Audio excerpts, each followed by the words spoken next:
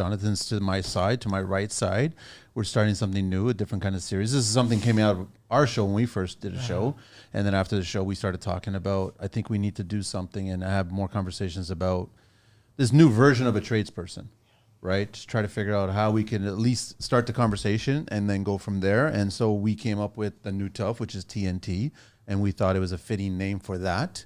And it kind of works. And I think that we want to first and foremost get rid of the stigma attached to tradespeople, thinking that you're a man, masculine, and you're tough and you can take everything and life is giving you everything possible. And then you just have to deal with it and handle it, which is such bullshit these days, isn't it? That's how I'm looking at it. So I want to welcome the panel back. Like, you guys have all been on the show before, and it's been fun having you guys on the show. You're a four-timer now. Four-time T is back. It. Thank you, guys. I finally feel loved. And two-timers, Clint and Clifford here. So I definitely want you guys to introduce yourselves and then hashtags and whatever else you want to share. Start off with you, Clint. I'm Clint Young, Fieldstone General Contracting, based out of Durham region.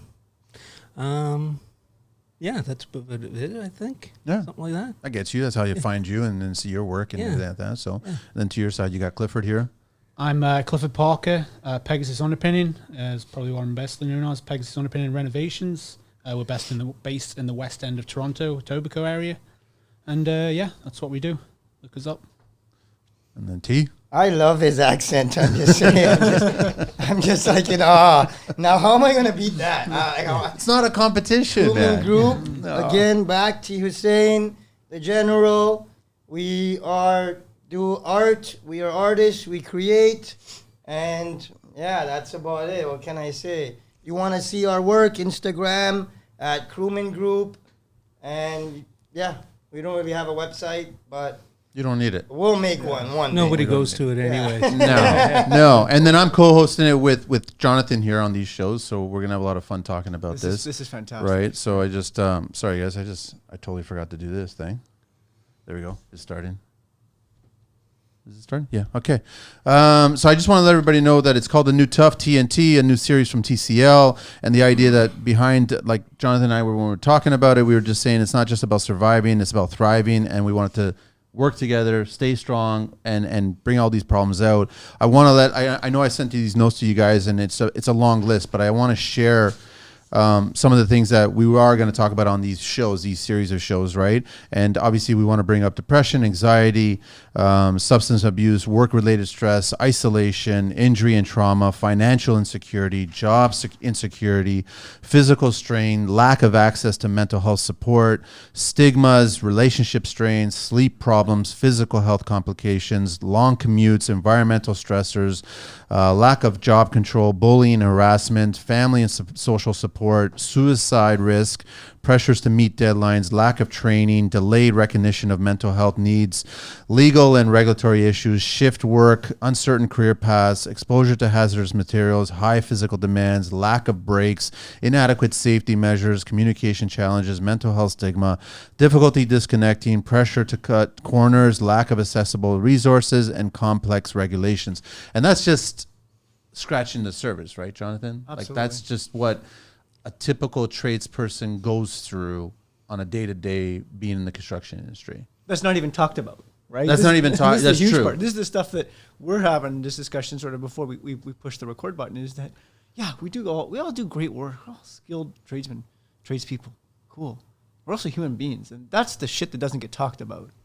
That's the stuff that we're here for. That's what we're flipping the script because we're passionate about human beings. Construction, human beings have been doing construction for how many thousands of years, folks? Right? Since the beginning Since the beginning of time. Yeah. Right? I wanted to get from all you guys from that list, and I know it's a long list, but I wanted to get from all you guys what top 5 kind of stick out that you guys want to start talking about, because we can't discuss all of those, right? The idea is that Jonathan and I want to create a series of these shows where we'll bring 3 other tradespeople in here and we'll continue this conversation, because I definitely have been hearing from a lot of people that listen to the show that there's a lot going on in our lives, professionally, personally, and nobody's finding resources or avenues or people to reach out. And I like that somehow TCL is given the opportunity where contact information's out there and you guys have the courage to reach out to strangers that are not really strangers. Because I feel that when we're on the mic, like yourselves and everybody else that's been on these shows for 400 plus shows, once we start opening up ourselves and we start sharing who we are and where we came from and where our passion started and our construction career started, we feel a lot more familiar with each other. So we have the courage I use to reach out and just say, listen, you got 10 seconds or can I just pick your brain? And I get that all the time. And I offer up my phone number, and Jonathan, you get it as well too. So are there any things that are just front and center for you guys that you want to discuss, that I want to bring up? And Jonathan is in this segment, and that's why we're doing this. So he's going to have a lot of insight. No, go ahead, man. Just jump in. So, I think it's a big thing in construction to know, like, obviously we're all together basically, and we're not alone. I think that's the one word that you really want to hear, or the one sentence you want to hear in construction, when you're going through these times and you're in that deep, with the clouds are over your head and you think there's no escape. Like you think, the only way I can describe stress is it's like poison, and it gets in your bloodstream and almost overtakes your body. Like it will pull you down. You don't see anything what's going on around you. You don't see what people see. You don't see what they see. All you see is a goal, and that's your business. You don't see what's happening. You don't see that people are trying to talk to you, and you're just literally walking past them. Or you come home, your wife or your partner says hi, and you just kind of like nod your head and just keep walking. Like these are the things that I look back at now, and I can see I was doing. Like at the time, I don't know. I just had one goal, and all I knew is I was never going to fail. That's all I knew is. No matter how hard this business pushes me, and no matter how busy I am, 7 days a week, 18-hour days, I don't care what it takes. All I know is I've got one goal, and it's never going to fail. And that's. But the thing is, when you've got that goal, there's a lot going on. It's a lot of pressure. You just kind of shrug it off. You find ways and means of trying to get around that stress. Because obviously sleeping starts becoming an issue eventually. With them long hours, there's less sleep, because even when you do get home, the day hasn't ended. You've got to hit your paperwork. You've got to do your computer. You pull out the computer.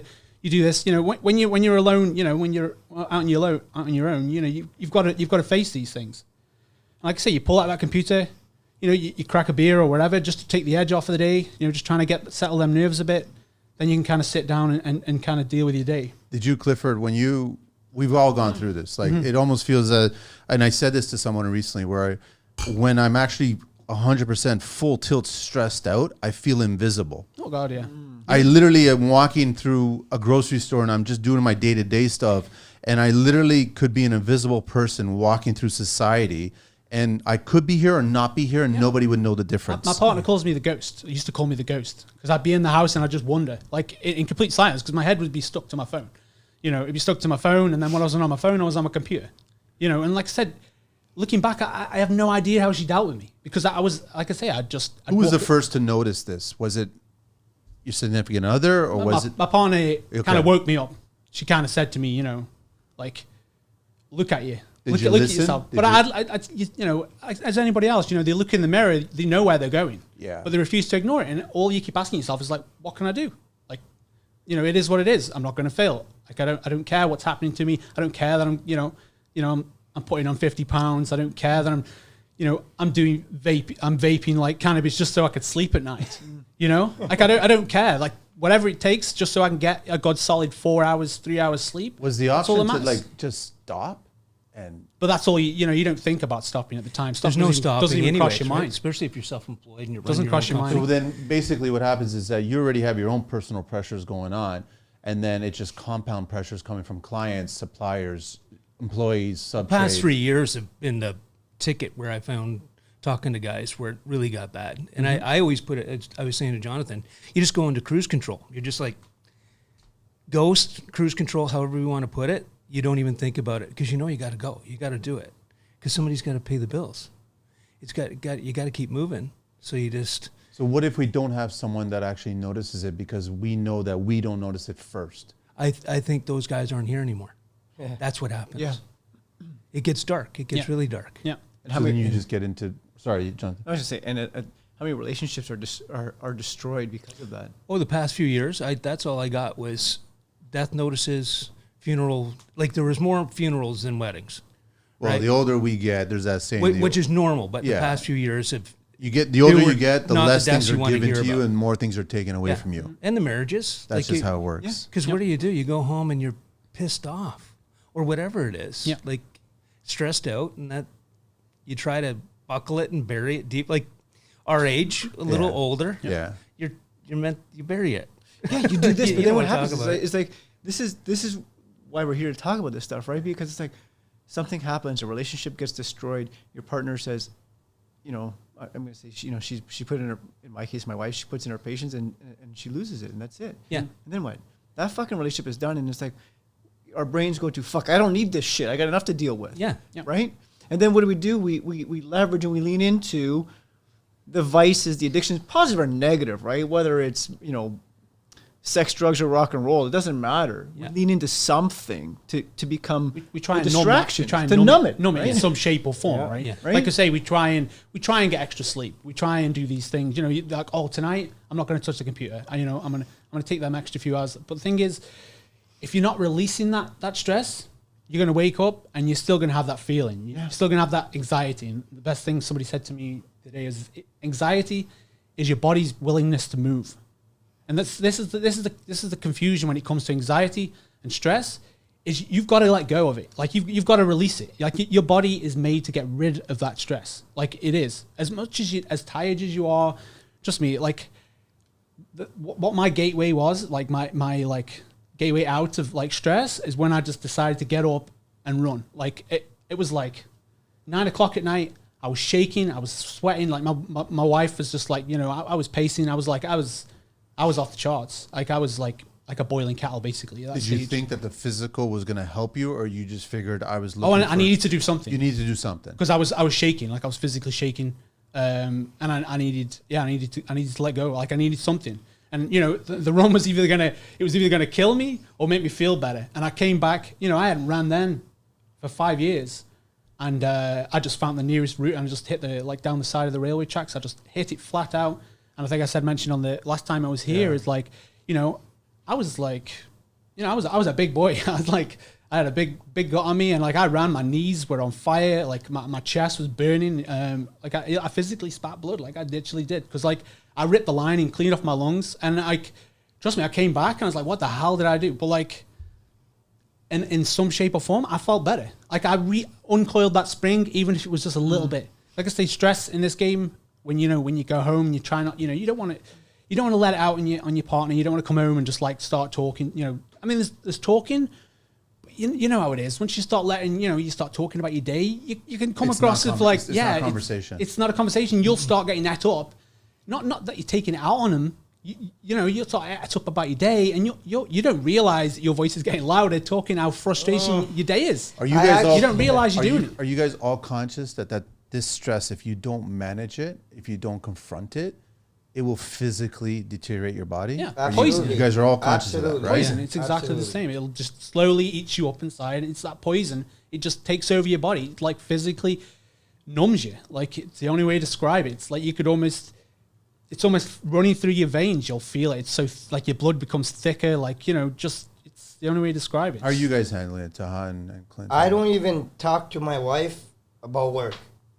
There's no. When you come home, when it's I family. come home, it's a different guy now. I was a super villain in the day.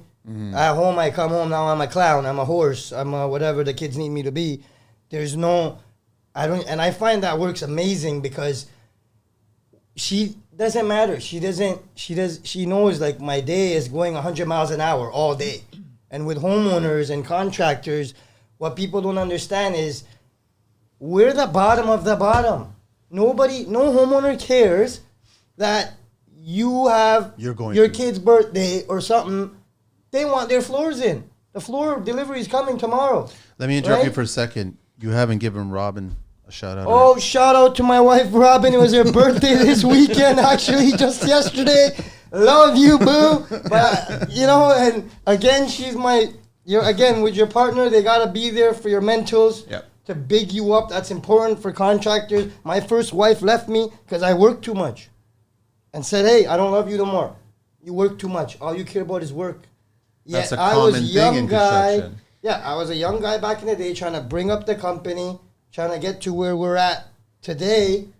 And this was the route. And when that happened to me, I was like, what are you talking about? I'm here trying to buy us a house, trying to stack our money, trying to do things. And you're saying I work too much. This is for us.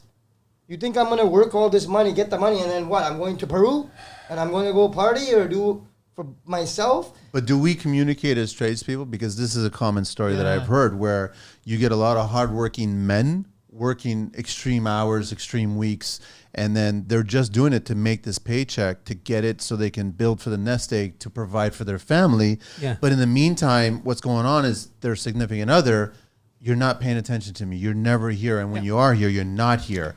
And that If means it's I your own want to be out of business. this relationship. What is it, like 80 or 90% that women always make the call of like, we should have Well, a for divorce? sure. Yeah. For sure. It's it like is, so right? way out there. Because again, the man's in that mind frame where he just, all he wants to do is provide. And, you know, he thinks him being in this dark place is what it takes. This is what it takes to get where they want to be. If it takes for me to get punished and taught, you know, miss food, you know, miss meals, just grind it out, whatever it takes. If this you is just what it don't care. takes, You just you don't keep care. going. Yeah. You're the guy that you're punishing, so to speak. You're punishing yourself because this is what I want to do, as I want to provide. So if this is what it takes, this is what I'll go to do. a dark place? This is the thing. It's like, how far do you want to push? It's like, you know, it's like As but then long as you can get come put back. there. Yeah. Yeah. If you can come back from that dark place, it's fine. But sometimes it's an eye opener, and you learn from it and you move forward. But I always said, it's fine if you want to fall, but you got to get back up. Sometimes it Right. takes something to wake you up, to Yeah. make you I realize where think you you are. have to go through the dark to see the light, Yeah. or else. I don't know. Do you know guys what shut light your phones is? off? Because my phone's on all the time. Well, the thing is, Never, I I think never it's been shut it years off. Yeah, now that's that what I mean. my phone's on vibrate now. Well, same with me, but I'll get a text, and I'm up north on the boat and hanging out, and the phone goes off, and clients don't care. Like, I mean, Sure. you're full service, Yeah. and that's where relationships probably Why can't we suffer. have a conversation with our clients and just tell them, listen, I'm not 24/7 Yeah, accessible. we set the boundaries. Why Well, can't we do that? Are that's- we and I know nervous that guys we're that going to do lose that. sales? Yeah. We're going to Yeah. lose revenue. It all depends on how you know how deep you are into your business, because some people have, you know, they pay people to do that for them, which is, I think that's what I think most people need, is they have that line where, you know, if your receptionist or whatever doesn't answer the call, that's where it ends. I think that's what most people should have. You know, I've thought about it a million times. You know, I should have somebody answering the phone, but like, it's like, oh, it's just another person. You know, as a physical guy in construction, to pay somebody to sit down, it's like, I don't know, it's People it's come frustrating. but people come to you because of who you are as a human being. Yeah. Right? The company's name organically occurs, but they come because of who you are, Yeah. right? I want to talk to Clifford. And like, that's what I'm calling for. That's what I'm texting for. Yeah. So what could it look like? And this is, you know, you said some interesting things that maybe are worth coming back to, but what does it look like to set the boundaries? Because, okay, boys and girls, I'm going for my run right now. So for the next hour, fuck off. Just don't take your phone. Yeah. Yeah, like How do you just- do that, though? How do you do that with a Can't client? do that. Can't do that. Can we not uncomfortably you set could, the like I boundaries? say, just like set it you're up. saying, it's Yeah. a bigger company, you hire somebody, and you got a receptionist, and you take. What are you doing on a Sunday, anyways? I think I'm not coming to your house you to fix begin it. by, first of all, shutting off all the notifications. Yes. That's Right? what you Starting have off to with do. that, because there's no real emergency that you have to respond to that text email right It won't- away. yeah, you're Unless not doing it's it an actual anyways. emergency. If there's Yeah. like the project's on fire or something Yeah. like that, that's an emergency. But if it's just everyday questions, what's going on? Sure. I get it. Clients are sitting at home, they're flipping through whatever publications are online, and then an idea comes up. Let me ask so and so because they're the 10:30 ones- at night. Yeah, but Yeah. the thing is, Yep. shut off the notifications and then go on. And even better, like I think maybe Jonathan, you mentioned it, where it's like you throw it on AirPlay and all of a sudden the phone That's is it. disconnected, so you won't even get that message at that Yeah. time, right? But that's like a, you know, that's an itch you want hard to scratch, right? But then in the It back of your is. head, you're still Because thinking it'll about always it. be in your head. Yeah, of course it is. Until the day it's not, because now we set the boundaries and go, I'm not gonna Yeah. I'm gonna send Clifford an email and know that he's not gonna respond till Monday. So unless it's mission critical, But if it's mission critical, they're gonna know how to get in touch with you. let me ask you this question, guys: what's worse, the failure of a client or the failure of your family? Yeah. Failure of your family. I think of course. in a construction standpoint, I think that they both seen in the same But in the kind of long category. term- Yeah. Yeah. Like as much as you want repeat business and you want to make your clients happy, and that's how we are as tradespeople. Yeah. We want to be people pleasing and we want to deliver our product, Exactly. and we're proud of the work that we provide. In the end, it's our family that's going to be there. Oh, I'm happy to lose a customer over Like Yeah. there's no way the family Yeah. is. But at the time that's all when we're working when for we're anyway. going through it, we're Right. not thinking that. Yeah. We're No, thinking no. that client is providing for my family. If I cut Yeah. that faucet off, Yeah. Another door will come. That's the balance they talk about, right? Trying to keep that balance. does it always another one come? Always. Always. I don't even market, man. But know you don't. that. I know you don't. I have no marketing, no Your nothing. marketing is when you speak, when you talk to people, I when you guess. leave an impression, Yes, right? yeah. That's your marketing because Yeah. in the back of your head that you know that the family is more important than the funds that are coming in Sure. from that work. Like with me, like what John said about like you could turn the phone off or like put it on airplay, and I think as an owner, like you can't do that because homeowners and our clients, like I said before, they're babies. They Yeah. need their baba. They Yeah. need their bottle, and we're the guys giving them the bottle. So even if it's a little call, whenever for them to say, hey. What's this Maybach stuff? What is it about? Whatever. And for us to take that 5 minutes to say, hey, buddy, comes from Quebec. It's expensive because it's white cedar and they finish it. And you have to have the special nails with the colors. And there's a certain way with the strapping. And you just explain to them it's 10 minutes, right? That to that client is huge because they have a direct line to the owner, to somebody that cares. Yeah. And the clients, they know. They're like, hey, I'm bothering this fucking guy on a Sunday, and he still picked up and still answered. They hear the kids in the back. It's like a zoo. When you call me, at least, there's like a zoo in the So background. is it our fault? Right? Because we make ourselves accessible. I don't think it's 100%. like I think it is actually because Yeah. it It's- depends the size It's a of your choice company. at the end of the day. Yeah. If you're a Yeah. bigger company, that's a different thing. But if you're small, and I'm the same too. I'm a sucker for it. How do you guys feel when you I feel see guilty that if I don't display and answer it's a the phone. client and you don't really want to answer? How do you guys feel? Like you said, guilty. Guilty, yeah. Yeah. It's for an sure. it's an itch. Yeah. It's an I itch have to to describe pick it up. I have to because what else we get in the game for? I don't know if any of you guys have ever had that where a client actually complained that you didn't answer the phone, like on Oh, a yeah. Sunday night or Oh, whatever, yeah. and they're like, "Where were you?" And I'm like, "I'm at home eating dinner." Yeah. with my partner, just like everybody else, and they actually complain about it. Oh, it's again, it's Or a something, bad review. something minute, and they try to be funny. Bad with you. review.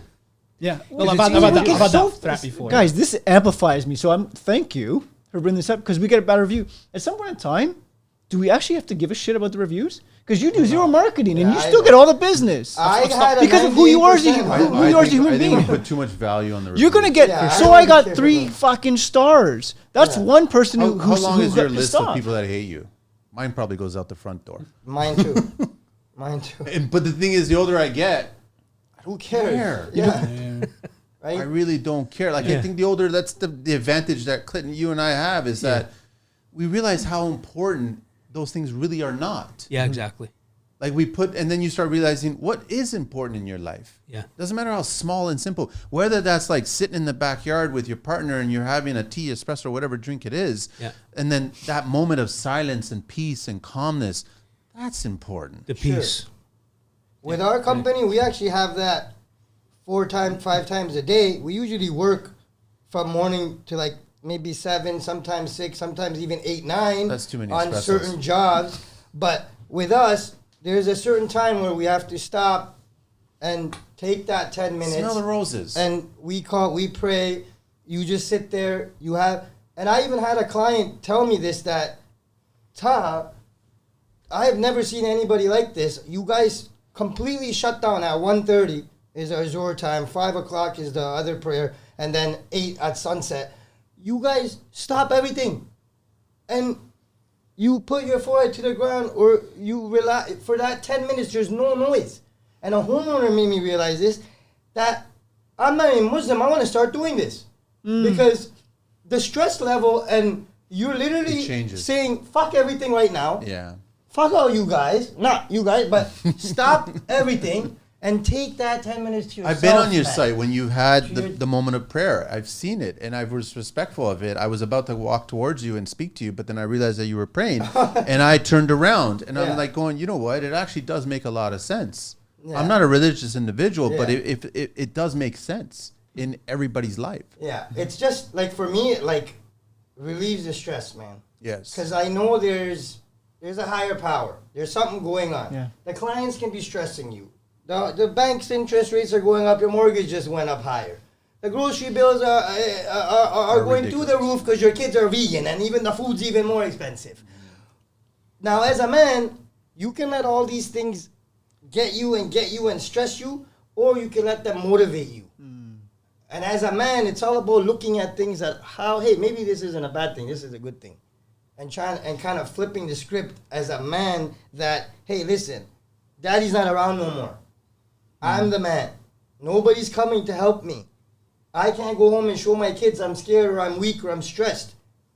Right? You gotta be happy. You're the superhero. And super villain, superhero, exactly. So you gotta know in your mind, hey, it's so important, man. Take that 10 minutes, 15 minutes during your day and let the client even see you. Just relax. Like, read a book. Do whatever it takes. Or even breath work. Yeah, breathe. Yeah. Well, a couple of my guys, they're doing push-ups. We have a new Even rule. that? A guy smokes Yes. a cigarette, we're trying to quit. Anybody who smokes a cigarette, the guy, we're doing 15 push-ups in front of the guy. So my guys, I'm like, you're having another fucking cigarette. And I'll start doing push-ups in front of the guy. And then you have Hang on. another one. So and another one. If I'm smoking, if I have a cigarette, that means you're doing that. I'm coming to you, I'll be like, fuck, a cigarette. And I'll start doing it right in That's front awesome. of him. That's and then awesome. he feels bad. He's Of like, course. of course. And then so now imagine the 5th cigarette you have, and my arms are shaking. I'm at like 60 push-ups in. That's and it's awesome. not even lunchtime yet. Because most guys will have like 5 cigarettes before 12 o'clock. But then he's gonna start Right? seeing that you're getting jacked and you're getting more. Absolutely, they see that. And then he's gonna be My abs like, are coming wait a in, minute, okay. And I'm getting bigger and, Yes. and faster and stronger and more energized. They want to start doing it. But And so I've now you've- noticed that about my guys. And now you've set the boundaries, right? Sure. There's a boundary you set. Yeah. Dude, every time you have a cigarette, it impacts the entire site. So Absolutely. stop fucking smoking. Absolutely. Because you know your sites work on the leader and how you guys build your team. Yes.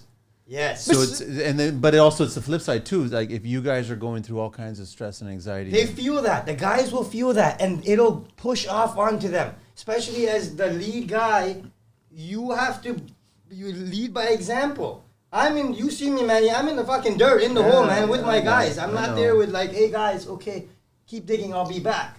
I'm in the hole with these guys, or I'm telling my guys, hey, listen, calm down. I'm calm, and then everybody calms down. Or I'm amped, and everybody amps. Oh, man. There's always a leader in every crew that the guys will follow. Even I just fired 2 of our guys for substance abuse. And they were, like, the morale I felt was leeching onto the other guys. it was spreading. And I had to cut the cancer because it was literally Are spreading. you guys seeing right? more tradespeople turn to vices? Are you seeing more consumption of alcohol Absolutely. and Cocaine, weed, alcohol, drugs? weed, Well, it's whatever. But Is it a connection? Like obviously if you're a tradesperson and you got a variable mortgage rate, you're doubling down on your payments. That's just stress. Yeah.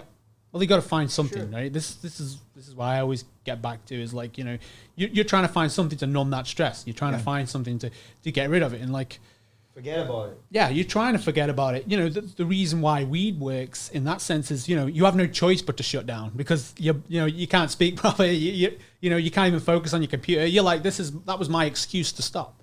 That was why I did it. I could have a couple of beers and still work. But with that, especially if you're in the indica, into couch, if you go in that direction, I'd have no choice but to sit down and chill. That's why I did it. It forced me to stop. Do we know though? Like It runs through the industry for sure. I had Countertop Company, and their installers showed up and 10 o'clock in the morning, and they're drinking and smoking, and that's how they start their day. I'm just like, I'm not sure if you're supposed to do that, but it's fine, whatever. Just install the countertops. Let's move forward. Look at it. Yeah. I don't know what the hell I'm But do not their tradespeople dad. realize that ignoring the stress and trying to find a vice is actually the worst thing that could be done, because you should actually be the bulk of your stress is contributed from you by not confronting the stress. Yeah. You're just putting a Band-Aid on it. It's the only way to describe it. You're just putting, like I say, it's coiling that spring is what I control stress, is you just keep coiling it and coiling it and coiling it. It's like a ball inside of you just ready to blow up. And you just keep drinking beer, keep doing the weed, and you just Band-Aid. Just a Band-Aid, just another Band-Aid on it. Oh no, I'll put some duct tape on it this time. I'll keep finding bigger and bigger things to numb it. I suppose that's why people go down, deeper and deeper holes. Somebody give me a ratchet deeper- strap. Yeah, exactly. Yeah, I mean, but clinch And, right. absolutely. that's how I can see it. It's like, but if you don't, I know people don't want to go and work out in the construction. Oh, I've worked, I've been the same. I've worked hard enough today. I don't need to go and work out. It's a different kind of workout, everybody. It's a Exactly. totally different kind of The workout. thing Yeah, is, absolutely. say the more I'll say to other people is, the more you ask from your body physically, the more you will get. The less you do, if you're only going to work, I've shoveled all day. Like, I'll go and do, a 12-meter pour slab with just me doing the finishing and all my guys, and what am I burning? Like, 1,200, 1,500 calories, and I'm soaked from the socks all the way up to my, up to my ears, like soaked. But I'm still going to work out because in my eyes, that was like, it's a whole other workout. You're not stopping for 9 hours. That was for your business, and now you're going to Exactly. go work out for you. And I'll go in, obviously with less, I don't know, like, it's a hard way to describe it. It's like you're not going in with a full tank, but you'll have a great workout. Like, you'll be, because you're light on your toes, you're already kind of warmed up anyway. Does it bother you guys that, like you said, our team, we have to take care of them, we got to take care of our clients and everything like that, but nobody ever comes to us and asks us how you That's doing? the way it is, yeah. No one will Nobody ever ever comes up to No. us. No, I don't think so. I don't think that dialogue is even now very comfortable for guys. They to all talk think to. that Yeah. everyth's perfect. Yeah, Everything's it's fine. working Yeah. well. They're Yeah, running they- a successful That's what business. we're supposed to say. It's fine. Yeah. And Just when you move say along. to guys, like, I've had people on Instagram approach me because I'm always on about the inspirational quotes online on Instagram and whatever else. And That's I'm how we I'm mostly talk. Exactly. And I'm always throwing them up because, I'm all about it because it's not that I'm passing it out to other people. Obviously, I want other people to feel what I'm feeling because I needed it. Like, we've had that conversation before with Manny. Is like, we're pointing out things that we want to hear. We want to get amped up. We want to feel better than we already we feel at the time. That's what inspiration's all about. And forgot where Wherever I was you going with find that, it, but yeah. find it. But how would you guys react if one of your sub-trades or a supplier or somebody that came up to you and asked you, how you doing? And obviously the go-to answer is, I'm good, I'm fine, everything's all right. Yeah. But they know that something's not good and something's not fine and Yeah. not everything's all Well, right. that's old school is just part of being a man, right? How do you get? nod How your would head, you guys everything's feel good. about that if someone did that? I find That's lately pretty- I've had longer conversations with guys Okay. where normally they, like an electrician, he'll come in and do his thing, and then we're sitting in the garage having a coffee for an hour, and he's telling me about his wife, and we're just venting. That was never like, 25, 30 years ago. No. That was You don't have that do conversation. No, No, people just armored up and kept it in. And now I found it. I just had one with Mac Lloyd, spray foam guys. Okay. He came over just to do a small job for me. We were talking for 2 hours and just venting just about childhood. And I find the guys, especially the childhood thing, growing up a little rough, these guys just have a chip on their shoulder where they're going to they be never successful. resolved. Like you're saying, when he's running up a hill, he's just not, there's no option to quit. Just going to do it. It's going to happen. And that's, I think it adds little fuel on the fire to be successful. I like those Rocky stories, where they, I agree with May- you guys. maybe You the have to childhood get to wasn't the great dark and a growing little up. bit to experience it. but most of like the you guys I said, know have had Yeah. that. Yeah, you got to get out of it So as well. what shifts when you sort of sit there and say, "Hey Clint, how's your day going?" Like, actually give a shit. What changes? Well, if you start, I don't know if it's how your day's going and you Okay. come out and go, it's just a shit show. It's just a fucking hot mess. You just kind of get into going, and it's just short intervals of conversation on work in the day and how everybody's navigating. Yeah. That's what I wanted to start this like 5-6 years ago and sit down with a group out by me in Durham and let's, like a round table, and let's talk about pricing, what's going on, and we can just sit there and shoot the shit. You can talk about your wife, your partner, whatever it is. We can have a coffee or a You guys beer. ever had a client ask you how you doing? Because in my career, I've never had a single client ask me how I'm doing. Always ask me about It's the just job. it's just No. you just ask it out of like being polite, I suppose. But yeah, there's no Never a specific, hey, how you doing? yeah. No. That's different. Like, hey, how's your day? Like, No. I find you go to Home Depot and you're cashing out, and the cashier, you go, hey, how's it going? They go, and then I'm a sucker for that too, because I'm just like, wait a second. Is it weird? I just get wrapped into Yeah, it. I'm yeah, like, yeah. so what's wrong? Is it weird? Like, okay, listen, I love street meat. Occasionally, I'll have it. I don't know, Italian sausage. I do like it. It's good. It's good to. not And when I terrible. do find one, it's like great. And I actually had one a couple of weeks ago, and I went in there, and as he's preparing it, he just randomly just said, "Today's a good day," just out of the blue. Yeah. Like nobody asked him or nobody said anything, but he's getting my sausage ready and everything, and he just says, "Today's a good day." And I looked around and I was like, actually, yeah, it is. And it caught me off guard. I wasn't expecting a complete stranger to just Did it go say, further than that though? no, we just got talking a little bit, and Yeah. we're just shooting the shit about businesses and stuff like that. But it was just weird that out of the blue that he just said today's a good day, and it just kind of got me thinking. Yeah, it goes back to where we don't stop.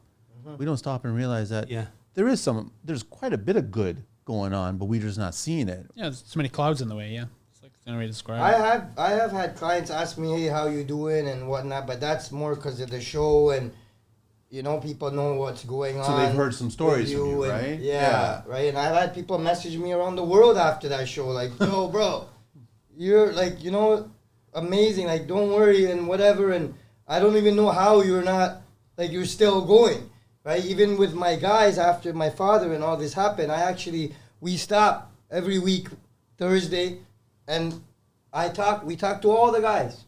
Just last week, my buddy was crying in my arms. I don't want to name names and whatever, and I'm like, listen, come here, give me huggies. Because who else is gonna hug you? You're a man. I know you're going home to nobody. Yeah. You're living by yourself. Nobody's there for you. So as a team, as like contractors, as a group of a crew, it's very important for us to know each other's lives. Yeah. Right? Like, I want to know what my guys are doing. Hey, what you're going out? Oh, okay, yeah, you have a girlfriend. Okay, yeah. What's going on in your brain when you're not with me? Because when you're with me, everybody acts like they're, yeah, everything's good. But I'll notice it. Like, you know why the guy started crying? Our Suffolk guy, Rama Siding, shout out to Rama Siding. Him and his father, I know the son, he came to the site to do all the soffit and fascia on the house. And an old man was with him, and then they looked alike. And I'm like, hey, is this your father? And the guy was like, yeah, this is my dad. And I'm like, buddy, what I'd give to be fucking you right now. Yeah. And be with my father on a site, if not alone. You guys are having fun, making jokes, whatever. As I said that, my buddy, I'll name it, Jimbo, I love you, boy. He starts crying on the spot. Because he knows the love. Because the love I had, and he was there when my dad died, and the cops and all that stuff. He was there. So just because of that, of what I said to the guy, bro, what I'd give to be you. And the man's own father looked at me like, what? And my buddy's there, start crying right away. I'm just like, crying. I'm like, come here, buddy. Give me a hug. And I just, in his ear, stop being a pussy. Just as a joke to cheer him up, you know, like, buddy, it happened to me. But that's the fear, and there's fear from most tradespeople. Yeah. Like, we're men, we don't have problems. Yeah. But there's the connection you need. Everybody thinks we don't have. Everybody thinks we're always okay, and that we're just on our face. Look how handsome this guy is. Mashallah, look at this guy's beard. Holy smokes, I love this guy. Handsome beard. Mashallah, look at this guy. I just realized everybody's got beards. Big boy, look at this guy. His pecs, I want to just grab that. Nobody knows what's going on inside my head. I know. Right? And not many people are like that, where they're like, listen, this is happening, that's happening, this is happening. Okay, I'm just going to calm down and deal with it one at a time. A lot of guys can't do that. They say, hey, this is happening, that's happening, that's happening. Fuck, let's go to the bar. Exactly, right? Where's my boys? Let's go to the strip club. I need to get my mind off of this. And with construction especially, it's easy for us to do that. It's very easy for us to do that. Short-term gain. Yeah, right? And then the next day, you're back to, oh my God, what am I doing? And now I'm even worse in a situation because you're hungover, you're all messed up, and then you're not showing up to work, and I'm calling you like, hey, where the fuck are you? And then, right? So it's digging yourself lower. Are you guys worried about risks? Because if they're not focused and they've got all this pressure in their lives and they're not letting it out and talking to somebody, they're not completely focused on a job site where you're just ramping up the safety. Yeah. Oh, yeah. Yeah. And that's just what you get with the, like I say, you know, you keep powering forward and you keep fighting all this stress that's on your shoulders, but you don't see you, and you don't see that, you know, you're not focused as much as you want to be, even though in your brain, you know, you're going forward, but, you know, this things start to slip. You don't want to admit it to yourself, but you are getting tired. You are only a human being. You know, coffee only takes you so far. And we all know that. We've all had that conversation. You know, we've all had that time where, you know, our heart's beating fast, but our brain ain't, you know, our body ain't doing the same. It's a very weird, like, especially if we're driving around in a truck and we've just had, you know, 3 espressos and we're driving there, you know, our heart's amped, but our body ain't. Like, we've all been there. We're trying to find that extra bit of energy. And your sympathetic nervous system is like skyrocketed, right? Your body's what's gonna happen? Your immune system's gonna go down. We're gonna just naturally weaken, and then we get sick. We don't show up, and then we're into different things. Yeah. Right. Yeah. How do we get around it? You know, there's a great story you share about checking in, Yeah. right? Checking in. You have to. And, you know, we come back to what you were talking about, where how often it occurs where the numbness you mentioned shows up where, you know, the individual is high or, you know, intoxicated or whatever. And it becomes really easy to sort of check that box like, fuck, just do the fucking work and leave. Right. And there's, you know, that it pulls at my heartstrings because the behavior is an expression of the problem, right? There's something else going on, and what could change if we actually spend the moment to check in. Mm-hmm.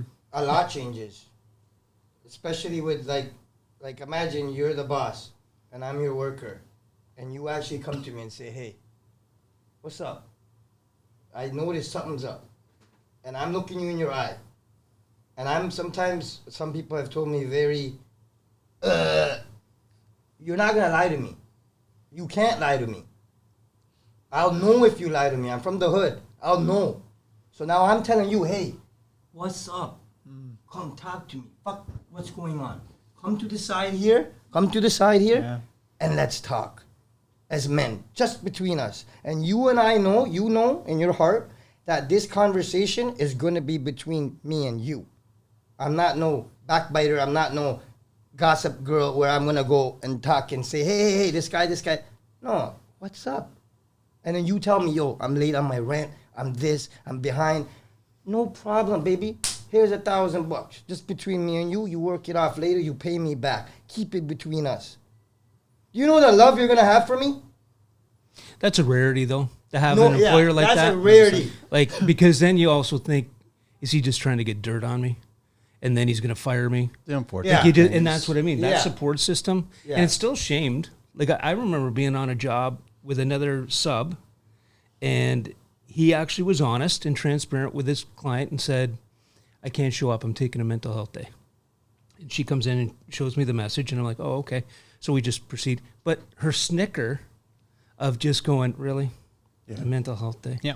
And it's not, this is the thing, mental health is Why can't men have a 100%. mental health day? Well, no, you can't, obviously. Because it's not like, because people think you're fake. It's not a broken arm where you see a cast.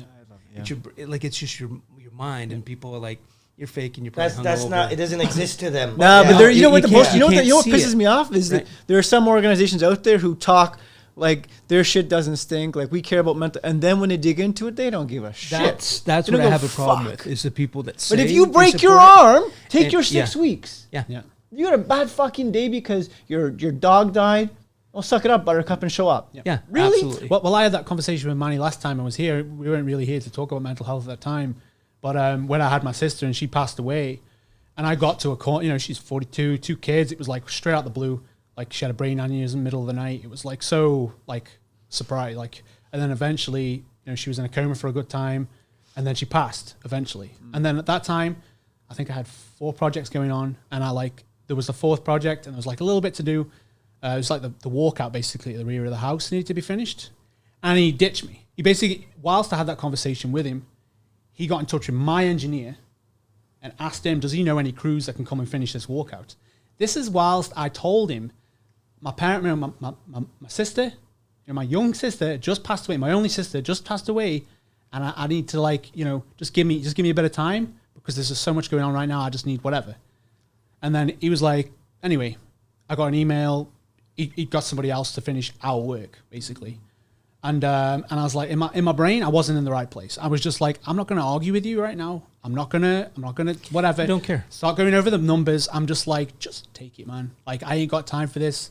Like, you would think there was a little bit of understanding there, like, but there was nothing. He dropped me like a sack, you know, like a sack of crap. He just dropped me. Did you ever speak to him again, or did he reach Oh no, out? I don't have no intention, and no, Right. we didn't. But you didn't lash out at him. You weren't Oh, no. angry at him. You just didn't understand that someone Well, else I was obviously a bit frustration there. Yeah. Obviously. Like, he had no understanding of the situation I was going through. I can't make that up. I'm not going to make up that my sister passed away. Like, why would I? You know?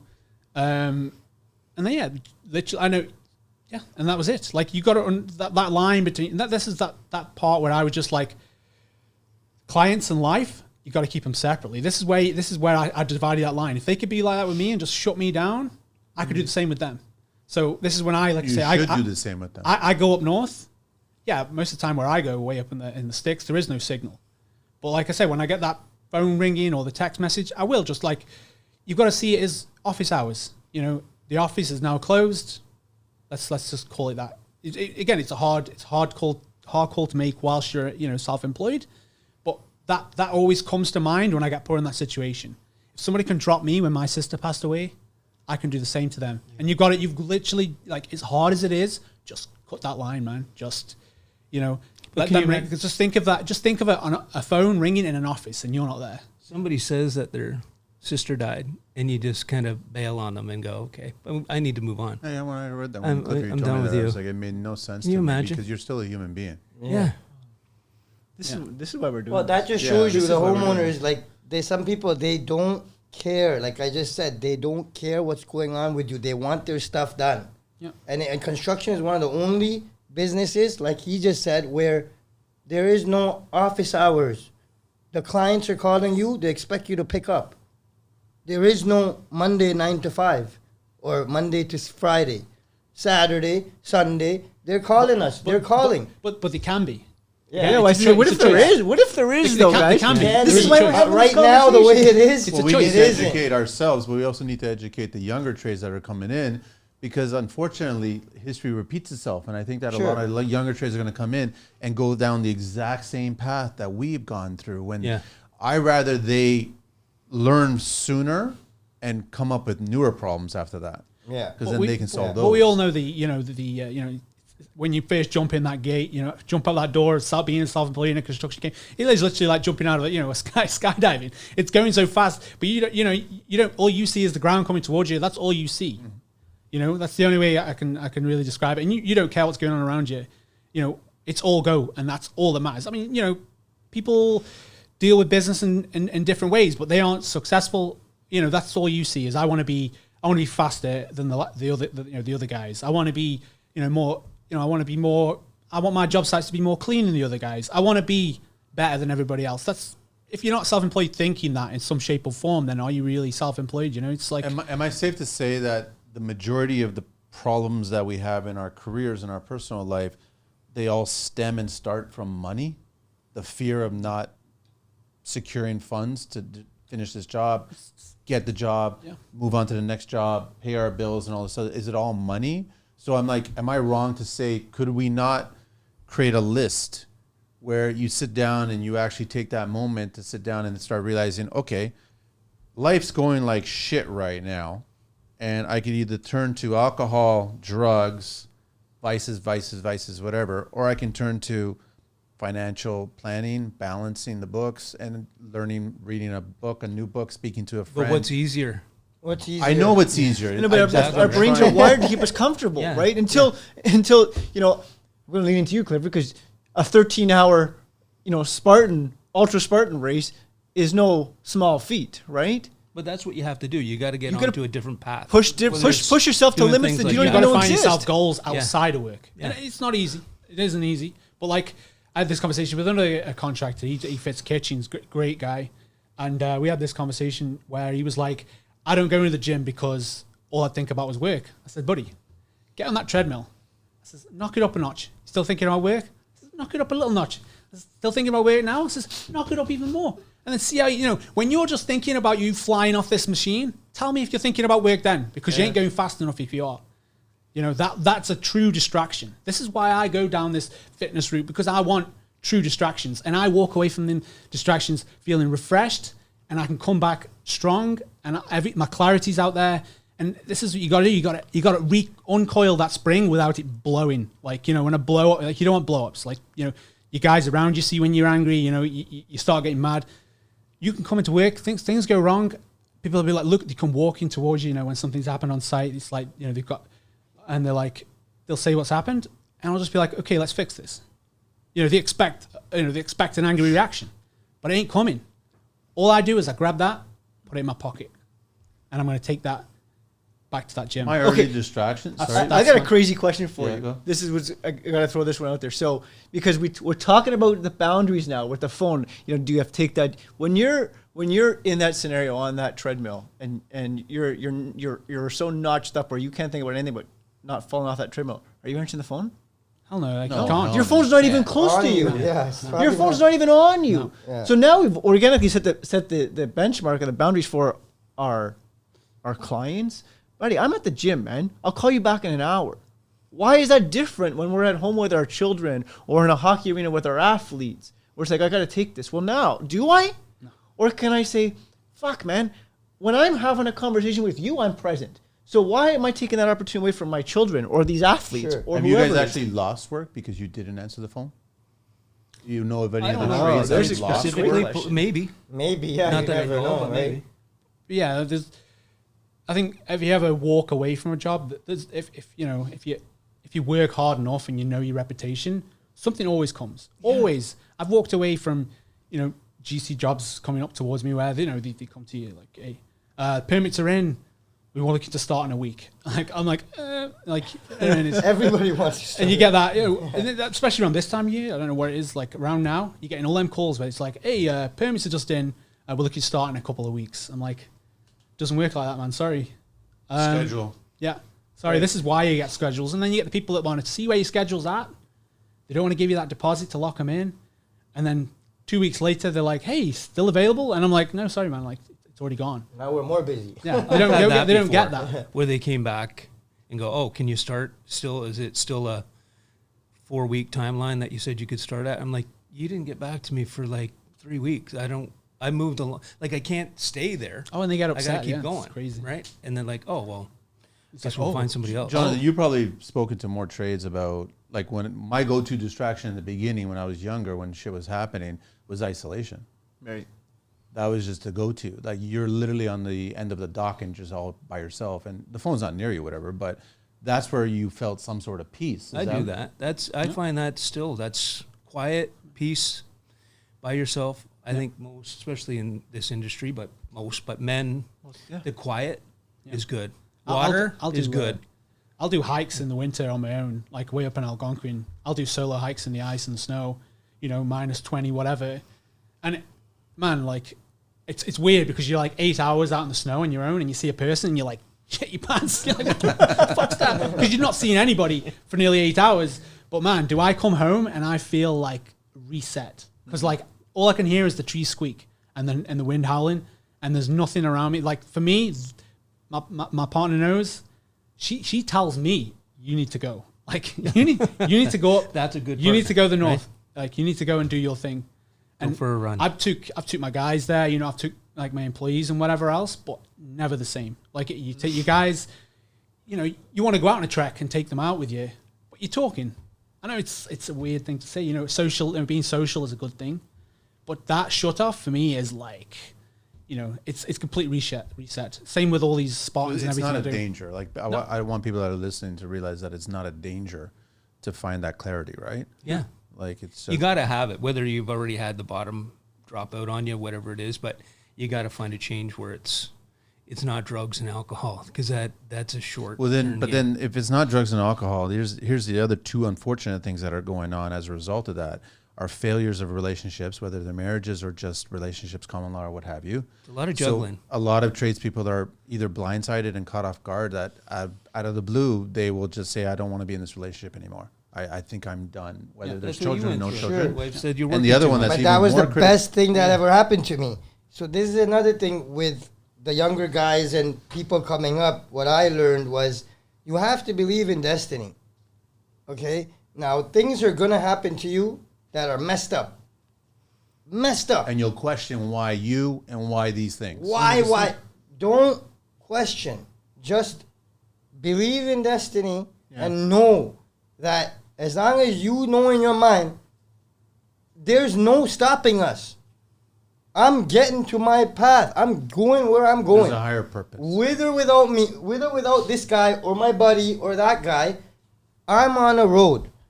A lot of people, they don't have the road. They're what I call day walkers, earth walkers. They're just walking through the world, man, doing corruption, doing fuckery. You can't be like that, because that will always lead to depression and will lead to stress and a crappy life. Me right now, I can honestly say I am so happy. I have no stress. I have no anxiety. I have nothing that in my mind, I'm like, I wake up and I'm like, oh man. Like I used to. I'm not perfect. I used to be a drink every day. I used to abuse alcohol. You gotta get past all of that. And you only do that by growing up. As you get older, you start realizing things and seeing things for what they really are. Right? And again, it's with destiny, like with the jobs. Hey, we're not going to pick up the phone and we lose a job. Who gives a fuck? Yeah. It's not in your destiny to do that job. My hands weren't meant to pour that pad. So in your mind, if you know that, destiny will lead you. Do you guys honestly feel that by letting go what you think you need to really hang on to is the best thing to do, so then you can get something You new have in to your let life? go. Yeah, absolutely. Yeah, these are the things that just again keeps coiling that spring up. If you don't let things go, you'll hold on them. And like I said, other people's all this stress coming at you, you're just eating it up, and it's got to go somewhere. It's got to. And it ain't healthy. You're either going to numb it out, or you're going to use it in one shape or form. Like my little outlet used to be when I was doing all these crazy hours. Like no matter what time of night, there was like a punch bag in one of my storage containers, and I'd just go let out on that. Like I had one of my guys do something stupid or whatever, and I'd go in there, man. I'd just I'd let it out. But I was again I was a big boy. It wasn't really because I wasn't healthy then, man. I was like I'd do a slab or whatever, mid-30s, and I'd stand up fast and I'd be getting like chest pains. I was eating garbage, drinking myself to sleep, all this stuff. And like I said, man, I was just numbing it, but trying to keep that train moving. The other thing that, unfortunately, the second thing that I was getting to was there's been a lot of people mentioning suicide. Oh, yeah. Sure. I had a buddy just commit suicide. That's hard. Man, I've had my, this is why I changed, because I had, my brain was going that direction. It was. I don't like I said, I'm about as transparent as they come. My brain was going that direction. Like I was like, the way I would look to my businesses is literally do or die. Like I'm not going to quit, but if there's another way, like whatever happens, happens, but I'm not going to quit. That's all I ever knew. If my business was going to succeed, and no matter whatever the way out is, it's not quitting. And man, I've done some stupid things. Man, I like a flat tire on one of my vehicles, and I'd be like accelerating around corner, just acting like it wasn't there, and I'd be like, rather than go that route. If something happens, it happens. Like I was just so because you're almost craving for something worse to happen to just just as a distraction almost. Yeah. It's crazy. So that's the route you get. What shifted for you? What was that breaking point? Like I said, when I had that breaking point with my partner, and I found an outlet that worked, and every time that the outlet just got bigger and bigger, and I found a different route. People probably get annoyed with the crap I put up on Instagram. Like I'm constantly posting inspirational stuff, and now and then I'll post stuff about what I've done, the Spartans and whatever else. This is huge. So it's I want people to, these guys rolling their eyes, construction guys. Again, I work hard enough and all this kind of stuff, and I am what I am, and this is when I started doing that. I want people to not only concentrate on work. There is another world. There is another world out there, and you really to get that break, you've got to have a hobby outside of work. You've got to, and mine was just let everything out, but in a healthy way, so to speak. Yeah. It's getting better, but I still find there's still that stigma there, like you're saying. Like it's 100%. It's a weakness, right? And in this business, it's a lot of alpha. So you don't want to show any weakness at all. Yep. And then you hear it where guys just have a fucking breaking point.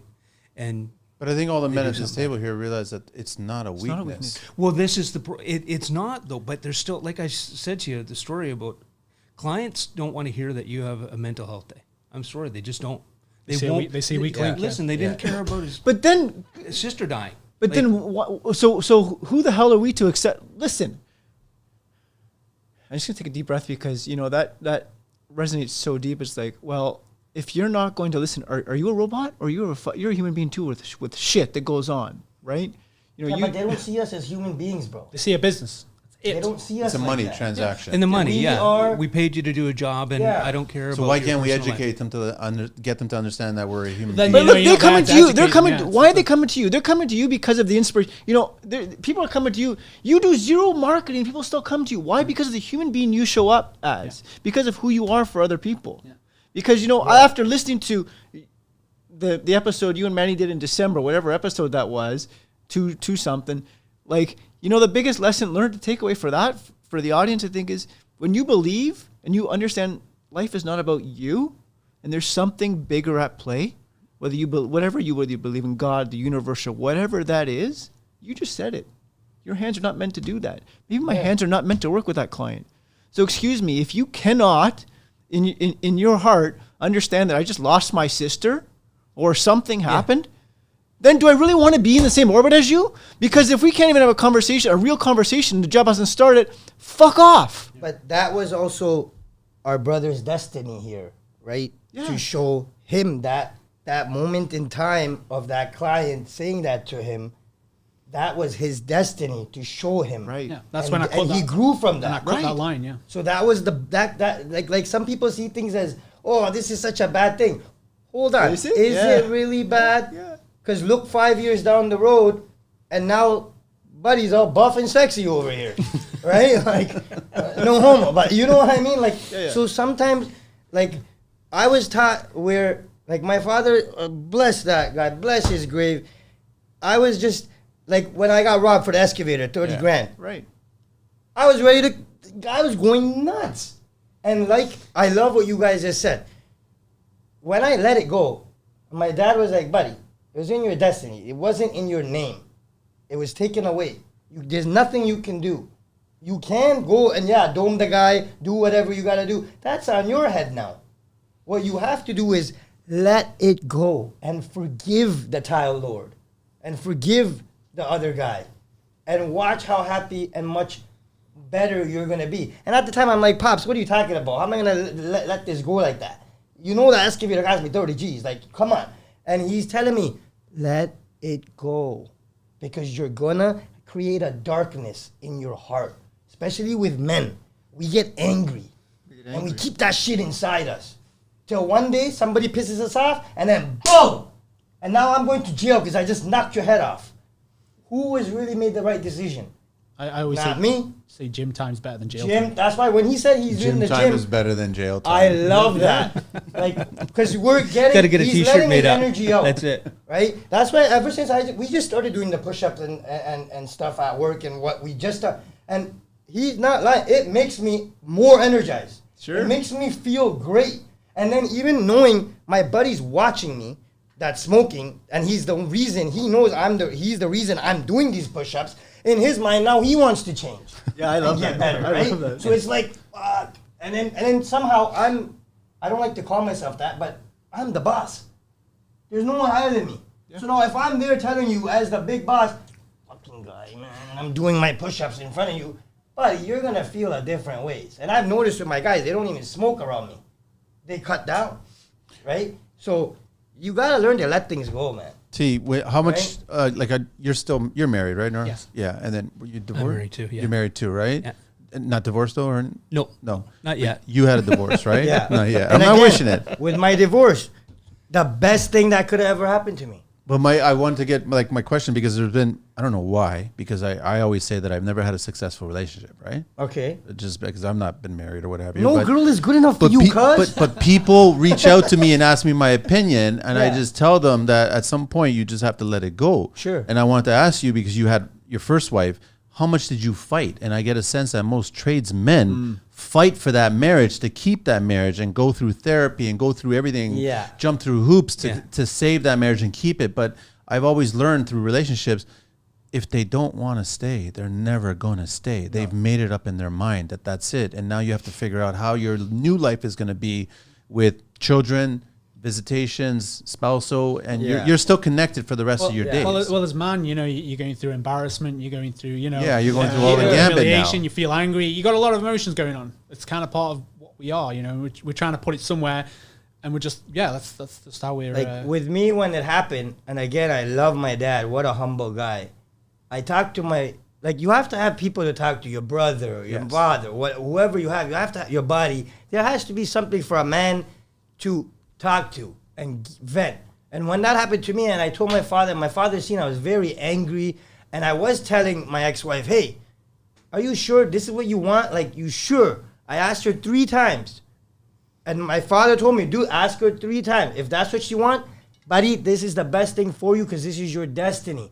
It's something, like, when something happens to you that you can't control, and you have no control of it, there's no point to fight it, man. Jump on that ship and ride that wave, baby. And go. agree. And She's gone, she's gone, best right? thing. It was the best thing because now my wife that I have, thank God, oh my God, I'm the happiest guy ever. I love you, Robin Starr.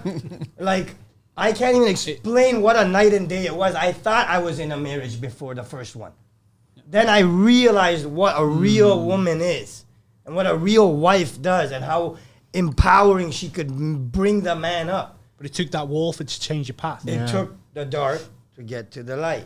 You get a lot of Right? tradespeople that, especially men, that they're told this too shall pass.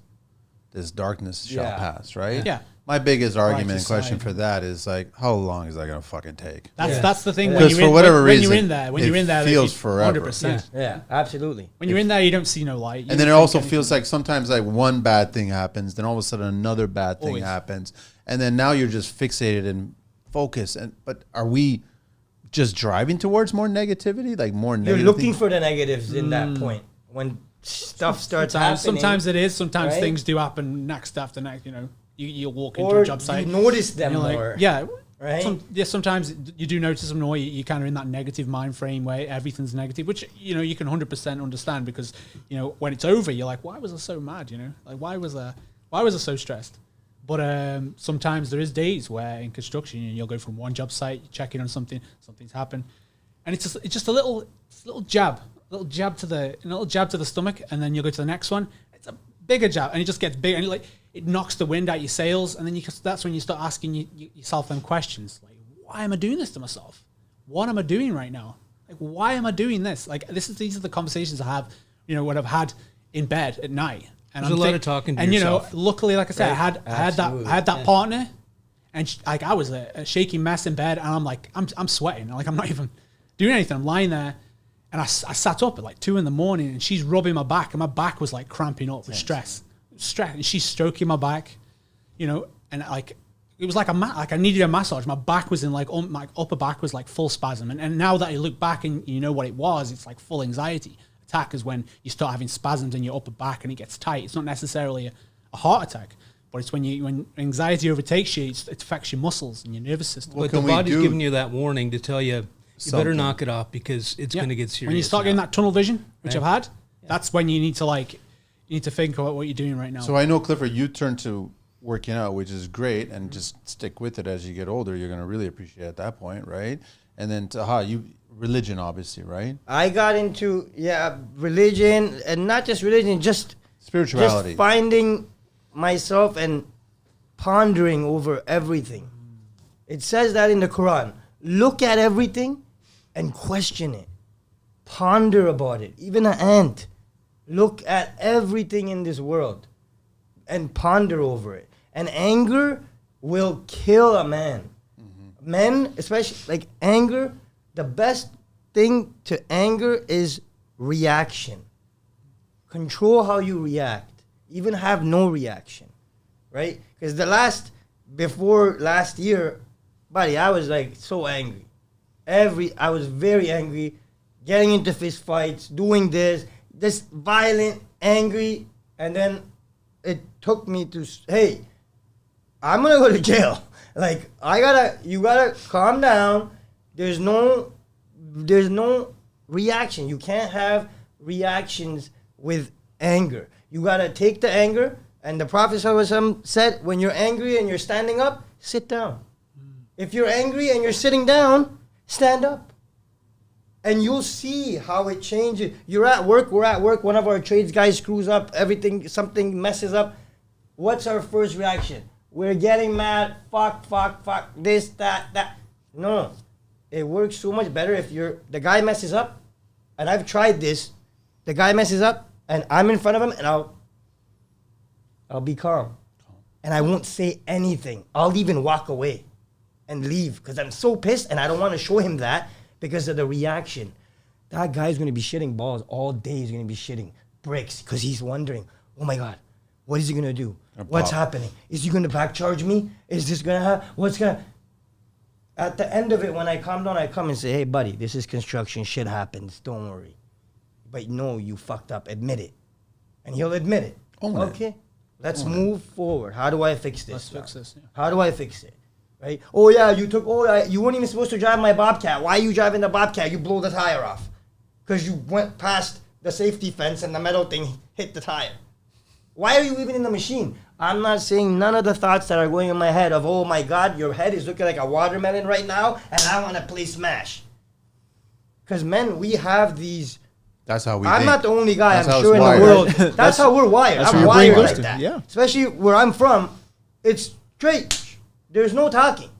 So maybe when something happens, you don't go the typical male route. Yes, you don't react. Do the opposite guys. of it. Do the opposite. Don't react. Be calm and just walk away. Go by yourself and swear in the sky, whatever you got to do. But don't show the other guy and that guy your reaction. Don't show him your anger. And watch how much happier you'll start being. Because you're going to start, like we guys said, you're going to start talking to yourself, man. It's healthy to talk to yourself. I have full conversations with myself.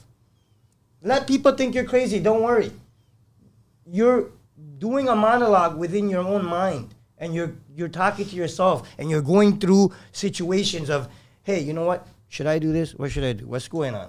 Whatever. A Bobcat tire is $600. Big deal. Call the guy. Get it fixed. We'll make it back. It's a blessing in disguise because something else might have happened. The stigma is to amplify what we are all so used to. Yeah. It's true. It's a tire is $600. Is that really in the scope of things of a job? How important is that? Is that really worth Nobody got hurt. Nobody. There was no risk. The slight delay to the job. Not even. I still kept running it. Who cares? The tire's flat. Jeff's coming. My guy's coming with a rim. Who cares? Run it. Like, I didn't even stop. How do you handle it, Clint? How do you... It was the same over the past few years where you just you got to find a way. And mine was like the mind muscle, like you got to get yourself under control and do some reading and spiritual and inspirational things. Life coaches, people to mentorship. Like As cheesy as it may sound, it actually works. Yeah, it works. As long as it's realistic and it's true to, it's got to be in your guidelines of something that you believe in. And as long as it's working, I don't care how you get there. Like if it's different, whether it's religion, spirituality, inspiration, whatever gets you to a better place. Yeah. A puppy, whatever it is, it doesn't matter. What's sorry, how do you guys wake up? What's your first thought when you wake up? Eyes open. Let's go. Huh? Let's go. So no delay. There's a delay now more than there used to be. When you get up and you're sitting at the edge of the bed there, what's the first thought? When I wake up, I say, La ilaha illallah Muhammad Rasulullah, thank God. And then we wake up, we're supposed to wake up at the sunrise, which right now is at 5:05, 5 something. And then we do a little prayer where we put our forehead to the ground and whatnot. And it takes about 5 minutes. You're just sitting there. You clear your head. You ask the higher powers, hey, listen, keep the guy safe today. Whatever you want to ask, you ask, and it clears your mind. And then I go and start my day, right? That's how I usually start. Sometimes you go back to sleep. Because it's 5 in the morning, like today, right? I wake up 5 in the morning, I make my prayer because it's the time. Yes. So there's a discipline where if a higher power is somebody told me, hey, buddy, you take 5 showers a day, you're going to be dirty? Think about it. You'll never be dirty if you take 5 showers. So the prayer is like for the soul, a shower. Because for men, we don't like to talk. We don't like to share. And I think we should do that more.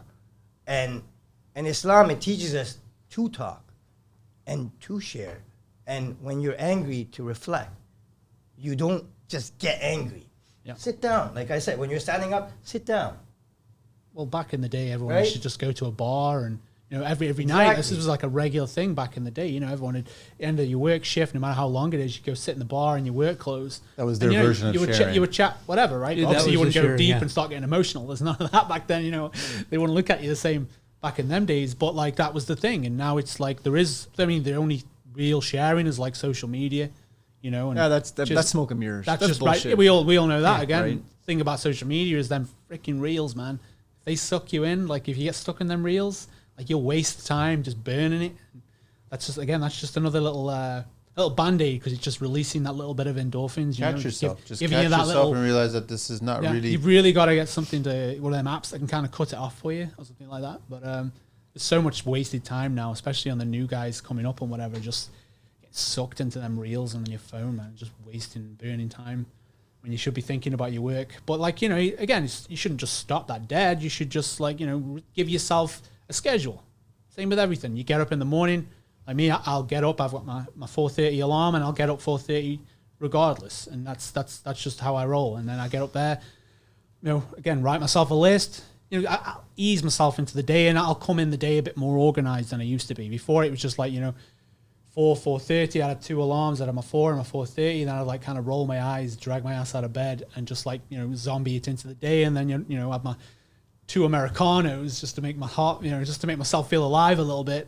And then, then I go into the day, you know, and just grind it out. It was just a grind. It wasn't really, you're just trying to succeed, but you're not firing on all 4. That's for sure. And you need to do that. You need to set yourself a schedule, even if it's in life and outside of work. You need to, same with the breaks, man. If everyone take a break, like, you know, it's 1 o'clock, I'll take a break. Yeah. When I'm driving the bin truck, am I really going to take a break? I can eat and You're not drive, gonna you know, focus, and yeah. whatever else, which is okay. But when you stop, you know, even 15 minutes, you'll come back and, you know, it's been proven, like in science, that 15 minutes helps. As much as you keep telling yourself you ain't got time.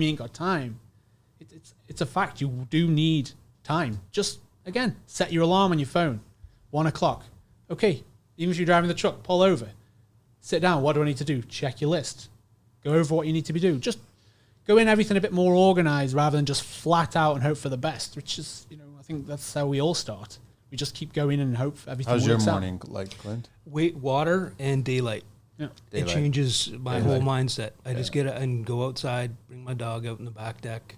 And summertime's great because you got a lot of sunlight. But even if it's an overcast day, just getting daylight. And then you kind of reflect, get going with the day. And there's still shitty days, but they're not. I can navigate through them. You just keep going. The worst part is if you call it in that day and go, you know, I'm just going to sit on the couch. That doesn't work for me. I got to go. Even if I'm feeling shitty or in a bad day or whatever it is, I feel better at the end of the day that I did something. Even if it wasn't that day. You know the days that you go, I knocked that out of the park? Great. And then there's days where you go, I got through that one. Good with that. I feel better at the end of the day. I come home, I go, still got it done. It's the tradespeople that when they wake up and they already have pictured the whole day. They know how the day is going to turn out, even though the day hasn't happened. That's what my wife We've been doesn't there. understand because I'm already, she goes, well, what are you thinking about? I'm like, you don't even want to know. You have no idea. Like the list of materials and what I'm going to say and the damage control that may come up in the day. And now it's just like, you just, like spiritually, you just ask the universe, just take it easy. Just take it easy. I just want to roll through it. But yeah, your mind just doesn't stop. And I love that people that can actually just shut it down, relax and whatever. I'm not wired that way. That I will never change. It would just be thinking. I do see constantly. the older tradespeople speaking slower, not necessarily moving slower. They just react slower. I think they think more about a situation if it lot of unfolds. thinking, yeah. So they like, I've been down this river before. 3 steps ahead, right? Yeah. So it's like there's no reason, to your point, to react in this way. I'm going to calmly think about what just happened. Absolutely. And then I'm going to calmly think about solutions associated with that. And then we're going to solve it and move forward and then come to the next problem. Yeah. Because there is going to be another problem. There's Sure, always yeah, another and problem. often the how way- my dad in his late And 60s recognize that. can, You know like, you're going to have problems. how my dad in his late 60s can like run circles around young guys. It's not necessarily that he's working harder, he's just working smarter, like, you know, the Yes. famous thing. He knows where everything needs to be, and he's always, like you say, he's always one step ahead. These guys are like, you know, you go fetch something, then the phone goes off, or they, you know, they hit their Instagram or whatever, and then they're stuck in that. And then what was I doing? You know, there's so many distractions now, and everyone gets so sucked into that phone, man. It's that's a big part of it. That's got to be a scheduled thing. And it gets too. down to the discipline that we were talking about here. Is the discipline to have awareness around that. 100%. Look, I'm going to shut the notifications off, right? The discipline is just to the way you talk about it. But I go back to money because a lot of the younger trades Well, actually equate the social media interaction to money. I'm getting my sales from my social media interaction. I'm calling BS on that because I think in the end, as you guys all know, it's you. It's your presence. It's your sales pitch. It's your quality. That's what's getting you the job. It's not your filtered pictures or possible bigger than life persona. I believe that 100% because in my, like I do kitchens and bathrooms and stuff like that, and you can get anybody to do that. guys, But it's got to be you. They got to trust you. I get clients that just hand me a check and a key. because money's Thanks. transactional, right? It's going to come and go. We know. Sit around this table. Listen, we're sitting around this table because we're successful, or had success financially. It's obviously there's ebbs and flows. What the hell is money? Money's a fucking tool, guys. It creates. It helps create experiences and memories. That's all it does. Yeah. It's Well, you here. think It's it's here. everything until you think start it's to struggle everything, a but little the bit. reality of money is it's a tool to create better experiences for you, and it's here to make your life comfortable while you're here, and continue on when you're gone. Because when you're gone, I think we talked about this the other day. The tombs, right? The Egyptians. We're gonna bury the money with them. What happened? They got fucking pillaged and robbed. Yeah. Well, that's another thing. Like I find in like a lot of people don't think about death. Right. They don't even talk about it. When's the last time you visited a graveyard? I bring my kids every weekend to the graveyard to show them, hey, this is where we're going to go. And everything you do in this world and how you treat people is being accounted for in a book of a scale of deeds and sins. It's simple math. You want to be a corrupt guy and do all this badness, you'll see what happens. Nobody thinks of the grave anymore. Like, even I keep hearing, success and success. What is success? Is it a monetary thing? No. What is it really? To the young guys, it is. Because all the young guys coming up that I meet lately, oh, T, why you driving that green gobbler? You have a Raptor. Why you... Buddy, calm down. It's better to show people nothing. Nobody's happy for you. Right. They're envious of you. There's even a surah that says, Allah protect me from the ones who tie knots and the envious ones who envy. So you're supposed to keep things humble. Yeah, I could drive my Raptor to the jobs. Why? I'm going to mess it up. My guys are knuckleheads. They're going to throw a whacker in the truck and blow the light the first day. So I want to drive my green gobbler. At least it's not a Right? lightning. Yeah. Exactly, right? So it's like, what is success to a person? That will define your happiness. That's for everybody to figure out themselves. Exactly. Whether they find it out in their 20s or the 30s or later on in years, that they need to answer that question. So Exactly. somebody, you either hit the wall yourself, where you come to a point where you're like something needs to change, or the wall is brought to you. Somebody approaches you and tells you what it needs to be. But that person is hard to come by. Again, your partner, she has the balls to approach you and come to it and actually be straight up to you, because you're not going to react. But it's like, I suppose the only way you can describe it is it's like an addiction, right? It's like an addict. You tell an alcoholic he's an alcoholic. See how he reacts. Somebody tells you work too much, you're going to flip. Yeah. Right. I don't work enough. There's not enough hours in the day. What are you talking about? Right. Yeah. I'm not working too hard. You don't listen to them because you got that mentality. And like I say, with alcoholics, same difference. I've known alcoholics in the construction industry, especially in England. It's like, they come in the morning, they're still reeking of whiskey or whatever, and big bright red face on them, and they're still half cut. But that was like normal in construction back home. That's another thing I was going to say. It's normal. construction has normalized the abuse of drugs. And yeah, don't worry, just do what you got to do and get it done. Especially like the cocaine and stuff, because now they see that as an upper. It's like a cup of coffee, cocaine. It's like, and there's guys out there now that I know, like doing interlocking or whatever, but to get their day the way they want it, they're doing it. They're doing it just to get them that edge, And you look at them and you're like, holy, this guy's eyes are like olives, but they're working like troopers. It's like machines. But it actually makes them weaker. I had a guy, we were smashing a house, and my buddy brought his other buddies, 2 of them. And then I literally caught them doing rails in the truck. And as I came, I'm like, buddy, no wonder. You guys are moving so slow. For 10, 15 minutes, they'll be going. But then it's like, and they crash, and they have to disappear again. And that's what I noticed. I'm like, where do these guys keep going? And right as I seen them, buddy, I flipped. It's like, buddy, I grabbed one guy, grabbed the thing, threw it right up there, like, no! His lifeline. You what now? I'm like, what? I owe you, buddy. Get the fuck out of here.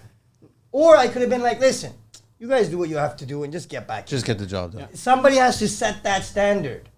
See, with me, it's like, hey, we're a Muslim company. I don't want none of my guys drinking alcohol. I don't give a fuck. I hate alcohol. Everybody knows that. And I used to be an alcoholic. So I've come from that. I hate drugs on my sites. Because roofer, so I'm not going to name trades, but because guys might get the bad idea, but a lot of the construction trade, and I actually have a lot of buddies that own mechanic shops, and the mechanics, buddy, it's normalized. It's okay. You want to go do a line in the back? You want to go drink a couple beers or have a shot?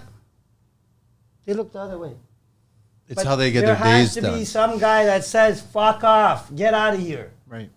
To change the trend, to change everything.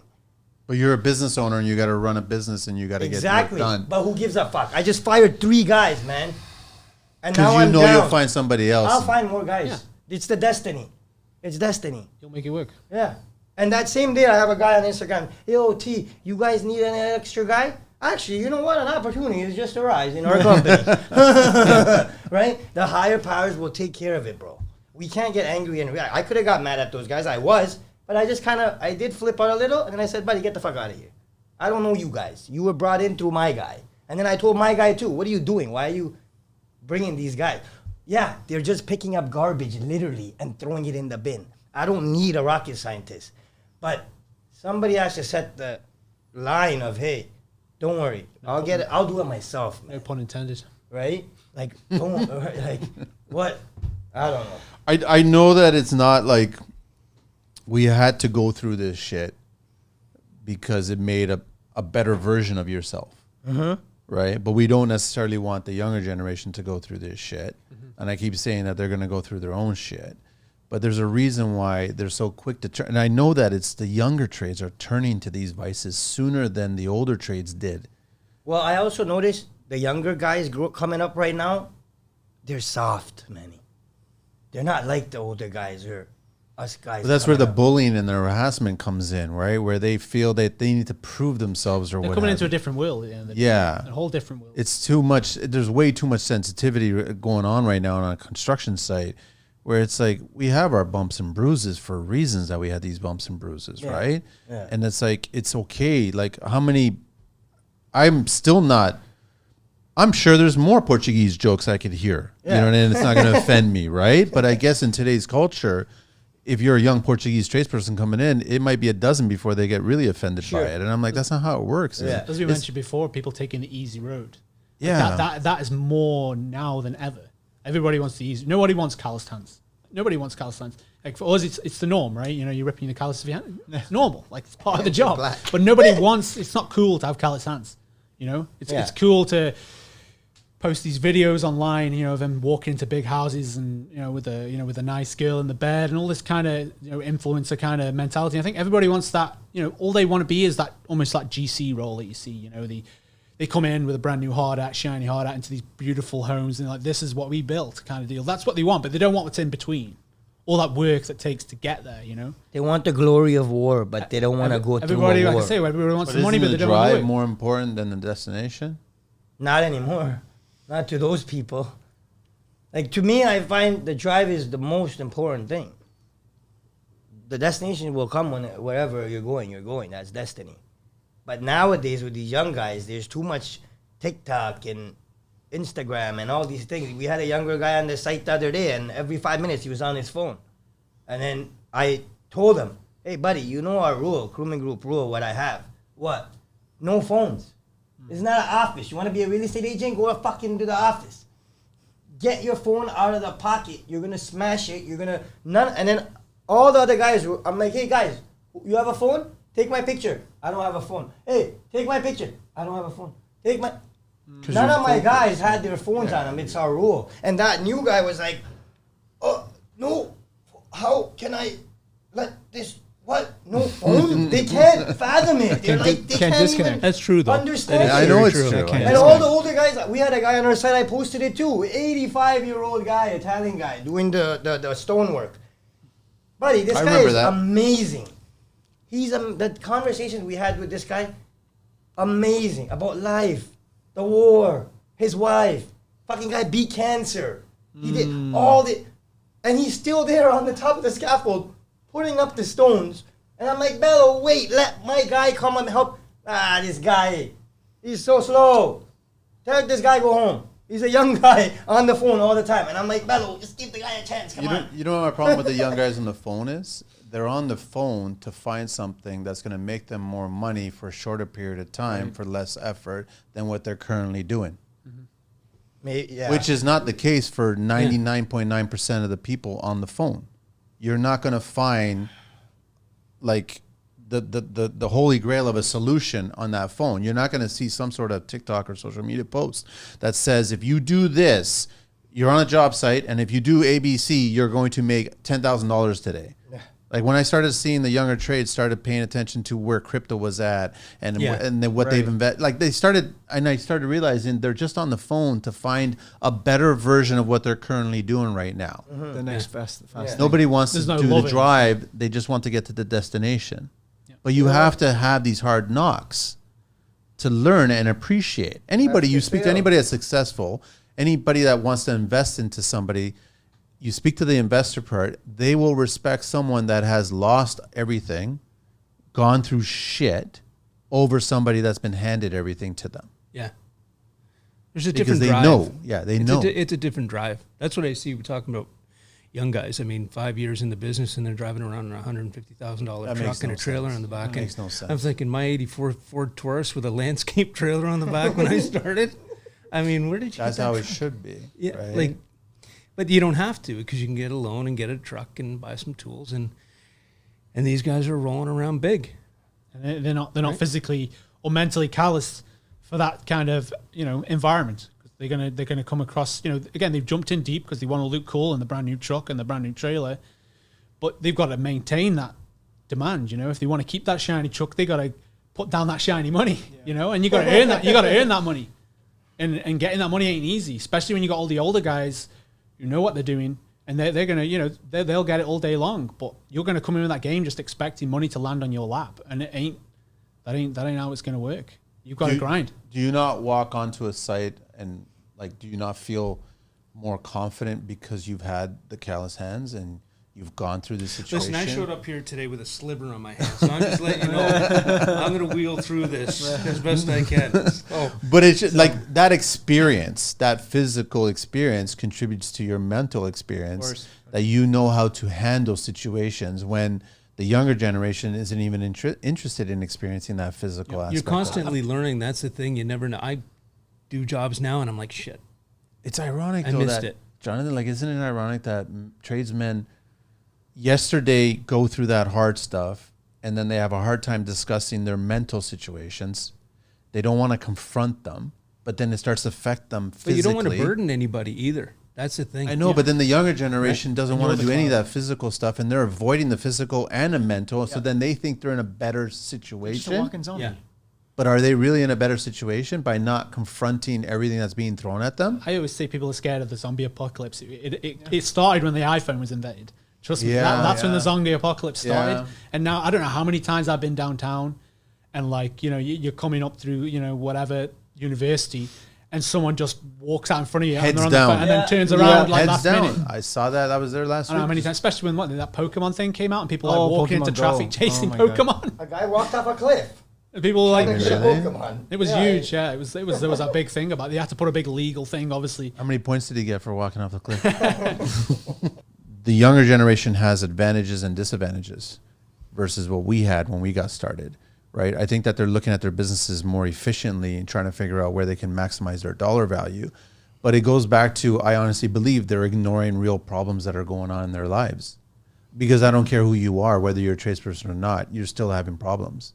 And as you get older, those problems are just going to continue to grow. Yeah. And if you don't confront them, then what's Oh, yeah. going to happen to your life, right? Because as we get older, like you started at the beginning of the show, is like there's going to be losses. You're going to have loss of loved ones. You're going to have loss of friends. We're going to start to see our fellow tradespeople passing on. And it makes me wonder, how are we leaving the industry for the younger trades, and how are they going to come in and make it better? Yeah. Like, how do you guys have that conversation with those young guys? Because it's true, like you said, that it's different. And I have not met the younger version Manny, other than watching an older YouTube video, on a job site. You know what I mean? Because you had such drive and such passion and Reliability. You weren't going, listen, I'm only making X amount. I didn't really make money on this job. I did this because I wanted to prove myself. I dealt with this client and they were such a pain, but we got the job done. Yeah. So it's like, I haven't met that younger version, man, that's willing to make all those sacrifices at the beginning to just build the business, build the brand, build the company. How do you change it? I think it's going to be what it's going to be. It's just. Wouldn't it be better to have the younger generation realize there's an opportunity here? Like, I can actually contribute to the construction. Especially industry. now, any guys that want to, women as well, obviously, want to get their hands dirty, work in the trades, you'll own the world. I mean, it's not going anywhere. But do they understand it? Yeah. And you get good bosses that are willing to have your back and teach you and guide you, and that's what we need more of. More of this. Yeah. Right? More of guidance and teaching and that sort of thing. And like you were talking about some of the stuff that you're thinking about doing. Get into the schools and get it teaching these young guys coming through. There's money here, reliability in your life and everything else. Good living, for sure. I mean, here we got a table of guys, and how young are you? I'm turning 40 this year. You're turning 40, huh? Yeah. You don't look 40. You look like Thanks. 30, man. I don't act it either. Strong 38. How young are you, Clifford? I'm 40 in March. Okay. Ooh, You know how old I am. No, how young are you? I'm 52. 50. Oh, yeah, you're just a tick over me, man. So it's like you've gotten, Jonathan? 41. Yeah, okay, so 40s and 50s is what we got going on, right? Yeah. Do you guys actually see any 20-year-old tradespeople having this conversation amongst themselves? No. Or are they going to think that No. I cannot speak about this because I'm going to be bullied for even bringing up emotions? I don't know. I see some 30-year-olds, guys that I've talked to. But 20s, I think, is still in a different mindset. It's all different. Yeah, it's like it's all online. It's like even if they have a conversation, it's online. It's no. I mean, I think the only real outlet people get is listening to podcasts now, because that's the only way they get to listen to a conversation. I think that's really why no one wants to listen to the radio and this robotic, this robotic guy telling you what the weather is or whatever else, or what the news is saying. Podcasts like me, I haven't listened to the radio in I can't tell you that. 8 months. I I think know. 8 months. I think the last time. The news. You don't even know what you're seeing. It's just so. podcasts or audiobooks. That's pretty much my day. Like, I don't get invested in the radio or the news. And like I said, that's now people, and they talk about on podcasts how the reason why they're getting so big is because that's the only time people are communicating. They're having conversations. They're listening to conversations. Oh, I can relate to that guy. He just said that, or whatever. That's really the only real, and then everyone talks to each other on Call of Duty or whatever else. But that's really it. Like, who's really going out and having conversations now? Like, what real groups are there? I mean, climbing used to be huge. Everyone used to go climbing, do that with their kids or whatever else. Yeah, but As a parent, you got to bring that in. And this is where we have an opportunity at this table to flip the script on that, right? You guys know it. I mean, the way you communicate with a 20-year-old, a 30-year-old, a 40-year-old, a 50-year-old is dramatically different, right? But I think they're too nervous. I think it Of goes course they're back to nervous. bullying. That I get a lot of DMs from younger trades always saying, listen, I love the shows and I love the conversations that are going on. I'm only 5 years into the business. Yeah, and this, I'm assuming they're probably in their 20s at that time. Yeah. But I think they want to be a spectator instead of a contributor because they're concerned that if they contribute, they'll be laughed upon. they'll be labeled, and I can't say that, and I'm going to say, what happens if you do? Yeah, but to all the young guys listening, I got beat up my whole life. I've been made fun of my whole life. All that bullying and that stuff is going to make you stronger. So embrace that. The tests don't stop, man. No matter what, there's true. always the tests don't stop, I like that. right? So just go and jump in head first. That's what I did. Just have a hard hat. And yeah, have a hard hat, or if you're in a pool, I don't know. But like, you can't be afraid to get beat up. And once you get beat up, you won't be afraid to get beat up again. Because you're going to be like, hey, you know what? That wasn't that bad. I just fought like 3 guys and yeah. screw those guys. I'm going to see them again. And don't be, and also understand there's probably more of you than there are less of you. Probably, yes. I'm just saying that most of us, I think, are thinking the same way, but we just are too afraid to bring it up and talk Or about say it. it. A lot of guys are, a lot of people are shy. They're worried about what you will think of them. Yeah. And once the younger guys and any guys and women, once you get over that, you'll soar, man. Nobody will stop you because you don't care. I don't give a fuck what anybody thinks of me. I'm winning. And I want you to hate me. You know why? Because my dad told me the more people that hate you is because you're winning. So let them hate. That's showing you you're winning. Yeah. A hater's going to hate. A snake's going to be a snake. Learn to see people for what they are. So with me, with construction, it's been such a good outlet, especially for guys that are like, and girls that are hyper, and I can't sit still. All my teachers told me, I'm an idiot. Oh, no, sit down. I got kicked out of every school in Ontario. Why? Yet now I run a successful business. How is this possible? Anybody can do it. It's just with the younger guys I'm noticing with this Instagram and the phones, and it's softening them up from real life experiences, right? So guys Nobody's are put an experience filter on Instagram yet. yeah, They're looking right? for that. They're looking how to feel through their phone. Yeah, exactly. Right? Or like, I had a young guy, hey, come, we're going to start digging. I think you were there at that job where we were digging, and the young guy was like, oh, it's 9:30, man, I need to go home. I'm like, numbnuts, it's going to storm tomorrow. We have to get the waterproofing on the wall so I don't get everything caved in. And we stayed there till 11:30 that night. What? So, again, that time I kind of got upset at that young guy, but he realized through leading, hey, buddy, if you want, go home. But I'm staying here and I'm finishing the tar and putting the Delta on because it's raining, literally a big storm tomorrow. So what are you going to do? You're going to go home, or you're going to man up or woman up and do what you got to do. Yeah, be uncomfortable. It's good to not be comfortable. Are you guys all Right? seeing an improvement in yourselves and your businesses and people around you? From the time that you became aware of what's really going on. Yeah, that was the game Yeah, changer for me. absolutely. It's a realization. Like I say, you're either going to hit a wall, or you're going to choose the wall's going to come to you, or you're just you're going to change things up. But that we don't want people to. You don't want to get to that wall because the wall ain't nice. It ain't pretty. And when you hit that wall, it's either like you're going to go up or down. You're either going to take a bad road out and numb it out further, or you're going to deal with it. It's up or down. So, like I say, you don't want people to get to that wall. You want to show people that, people are willing to listen to your conversation. People, if you've got problems, they've got them too. People will listen. I've always said I'm an open door. Like if people want to DM me, whatever, if they want to talk about stuff, man, I'm here. Because when you've been at that low, you know that feeling. Yeah. You know that feeling of being lost. You know that feeling of feeling worthless, like there's nobody there. Like you got nobody. You got nothing. You are the man. And like I say, you're the boss. That's it. No one's going to be your boss and tell you what you've got to do now. When you hit that low, it's up to you what you do. And you've got to, like I said, you can either reach out and you've got to release that spring, man. That spring is going to eat you up until, like I said, it's going to go bad, or you're going to deal with it. But somebody, or if it's not yourself or somebody else, you've got to fix it.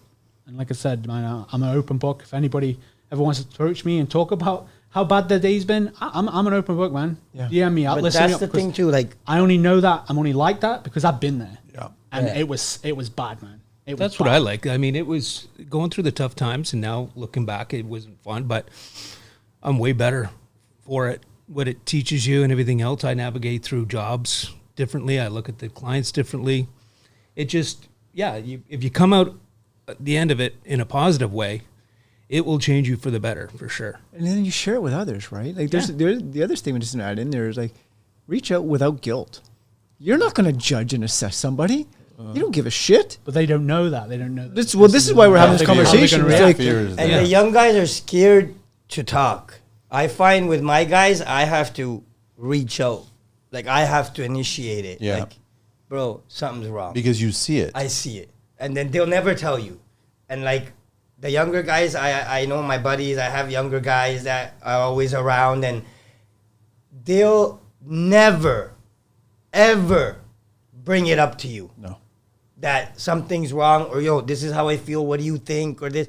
They'll more try to get information just of what you're doing and see how you're moving, but unless we as the older guys initiate to them, hey, talk to me, what's up? Then they'll open up.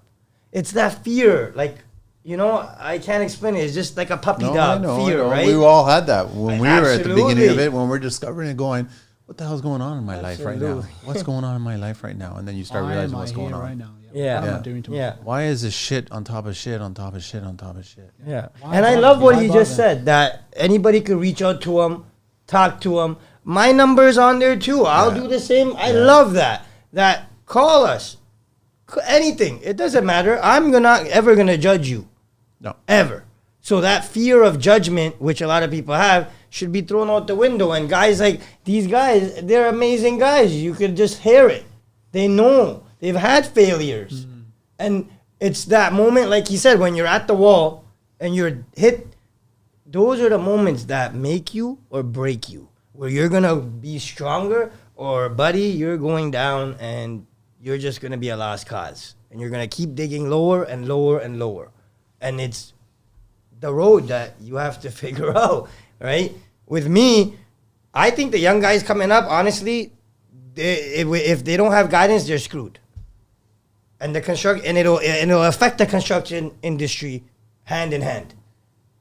Yeah, because we'll that's never the be able guys- to retire, Yeah. right? We're not going to retire. Yeah, it won't happen. You won't be able to. Like, my boss is still working. Bless you, Alex. He's still somewhere building, doing whatever he's doing. He can't retire. Some guys, and that's the beauty of construction. Like, same with Bello, the Italian guy. He retired, couldn't do it. He had to come back. They're bored. That's construction. But they're also worried for the younger generation coming in. Probably. Because who's going to take care of it now, right? They're trying to train. Guys don't even show up. You have guys willing to teach, but the guys don't want to show up. So then what's the problem, Manny? What do you do? Yeah. Just trying to explain to somebody like with me in my job is like, you know, trying to make digging a hole sound exciting, you know. It's like, this is how you dig a hole. And It's really you fun. can see it in their face. They're like, yeah, this is digging a hole. But like, no, there's a way of digging a hole. Absolutely. I've There's gotta an make art to it, sure I've got to there's. make this look appealing. Like, trust me, there's a career in digging holes. Sure there You know, is. trying, you know what I mean? Trying to feed this to Dirt, guys. dirt, It's like, dirt. you see it in their face when you look at them. It's like, you know, really? You're showing me how to dig a hole? I'm like, listen, man, you do this wrong, it could be bad. You got to understand the importance. And like, I'll do it just like everybody else. And I say that from day one with any guy that starts with me. I said, I'll be in the hole next to you, man. Like, if you ever got problems, ask. I would rather you ask than something go wrong than, you know, me wishing you had just asked, you know. And like I said, man, you just got to make this game look appealing. But with my game, it's a hard sell, you know. Like, well, but you know, you're doing it through vulnerability, right? You've done it through vulnerability. You've shown up in the face of being tremendously uncomfortable and experiencing a lot of shit in life, as have you, as we all have. We all have our own stories. But it's when you show up with that vulnerability, say, look, I'm not going to ask you to do something I'm not going to do.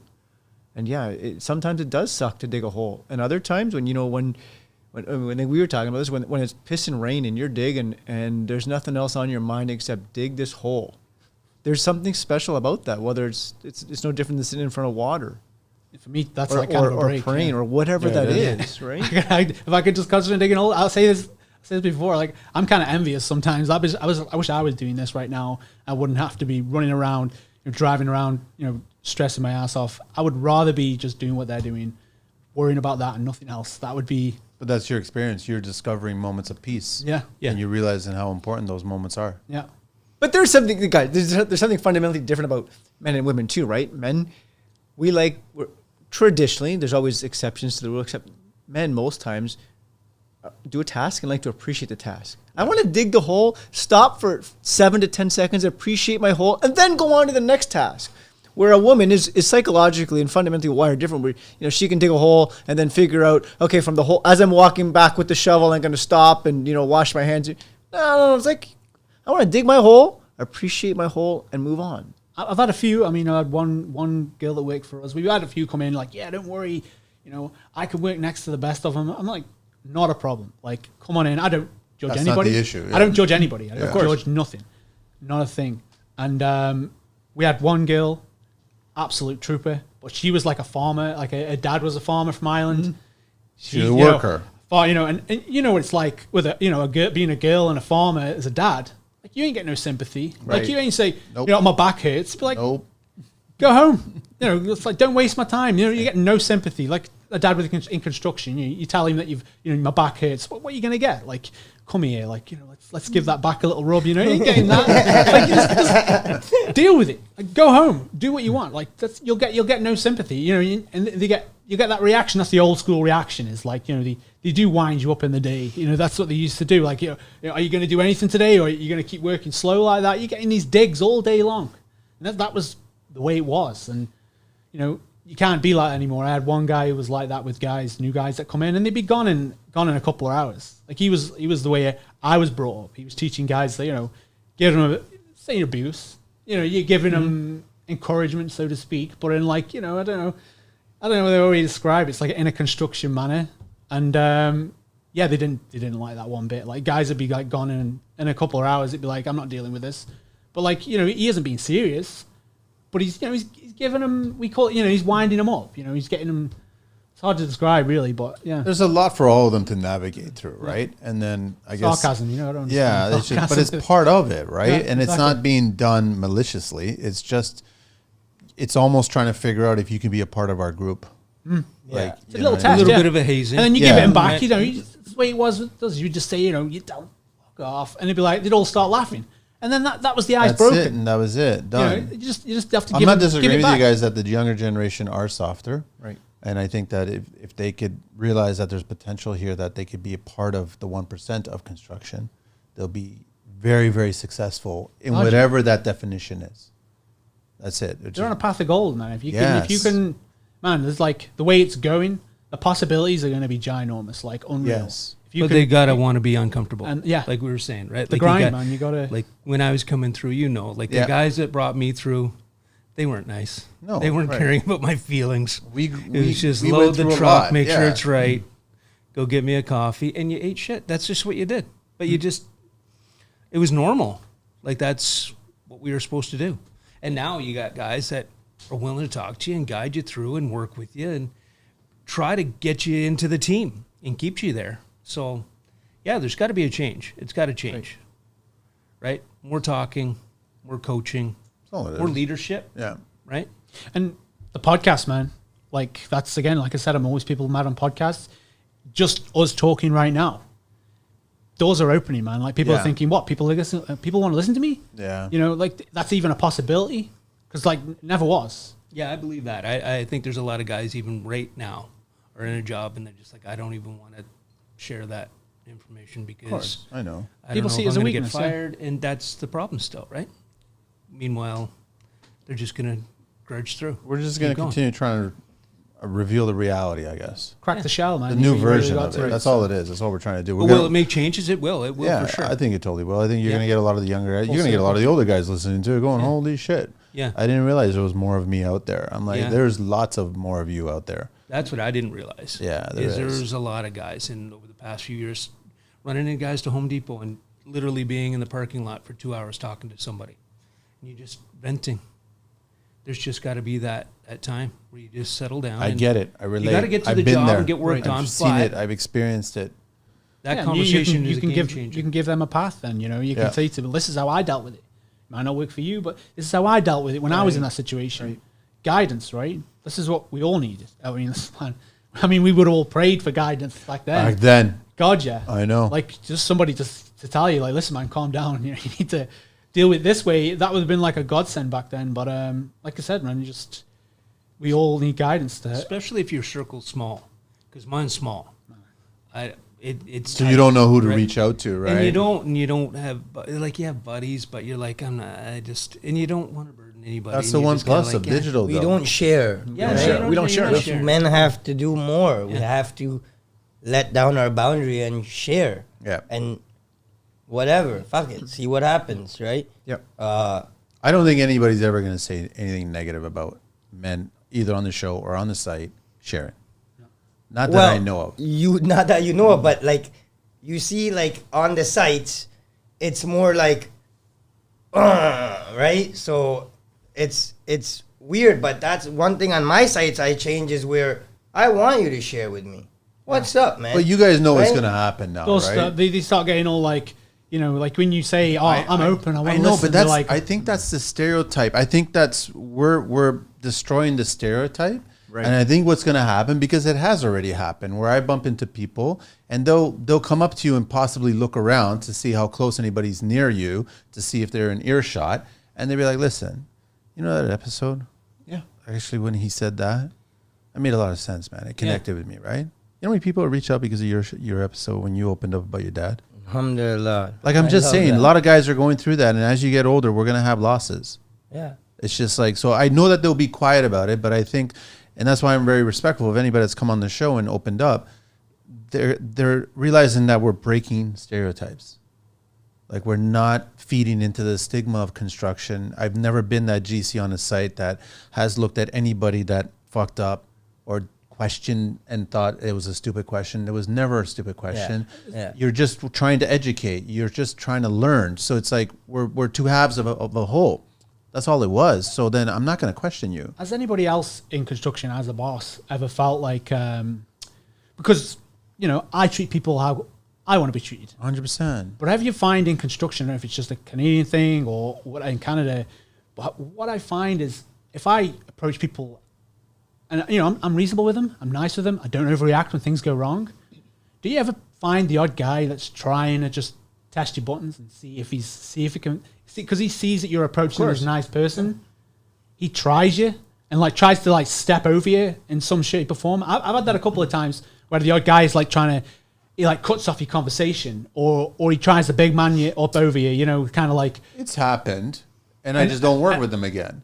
It's happened No, more I mean on- employees. I mean, employees are doing that. No, I was like sub-trades. because I've but had that with employees where I'm trying to, you know, I'm like, I found it more online. yeah, I found people were doing it as a keyboard warrior no where they yeah. push you that way. Yeah. Because they can hide behind Yeah. realizing It's so easy that, to do. you know what, if you're Yeah. face to face, you would never treat me or speak to me or do any of this 100%, crap. yeah. Right? So, I've had that where you think, you know, just that there's some sort of softness in there because you're not being somewhat aggressive over certain things where, you know, then you will see the other side of me. Like, you have to Yeah. snap and shut them down. You got to have that side though. You where have to. work with That's people the and then there's definition point between a where you boss want and not to a be an boss. asshole. Doesn't it get back down? So now you've got this scenario where somebody went above you, right?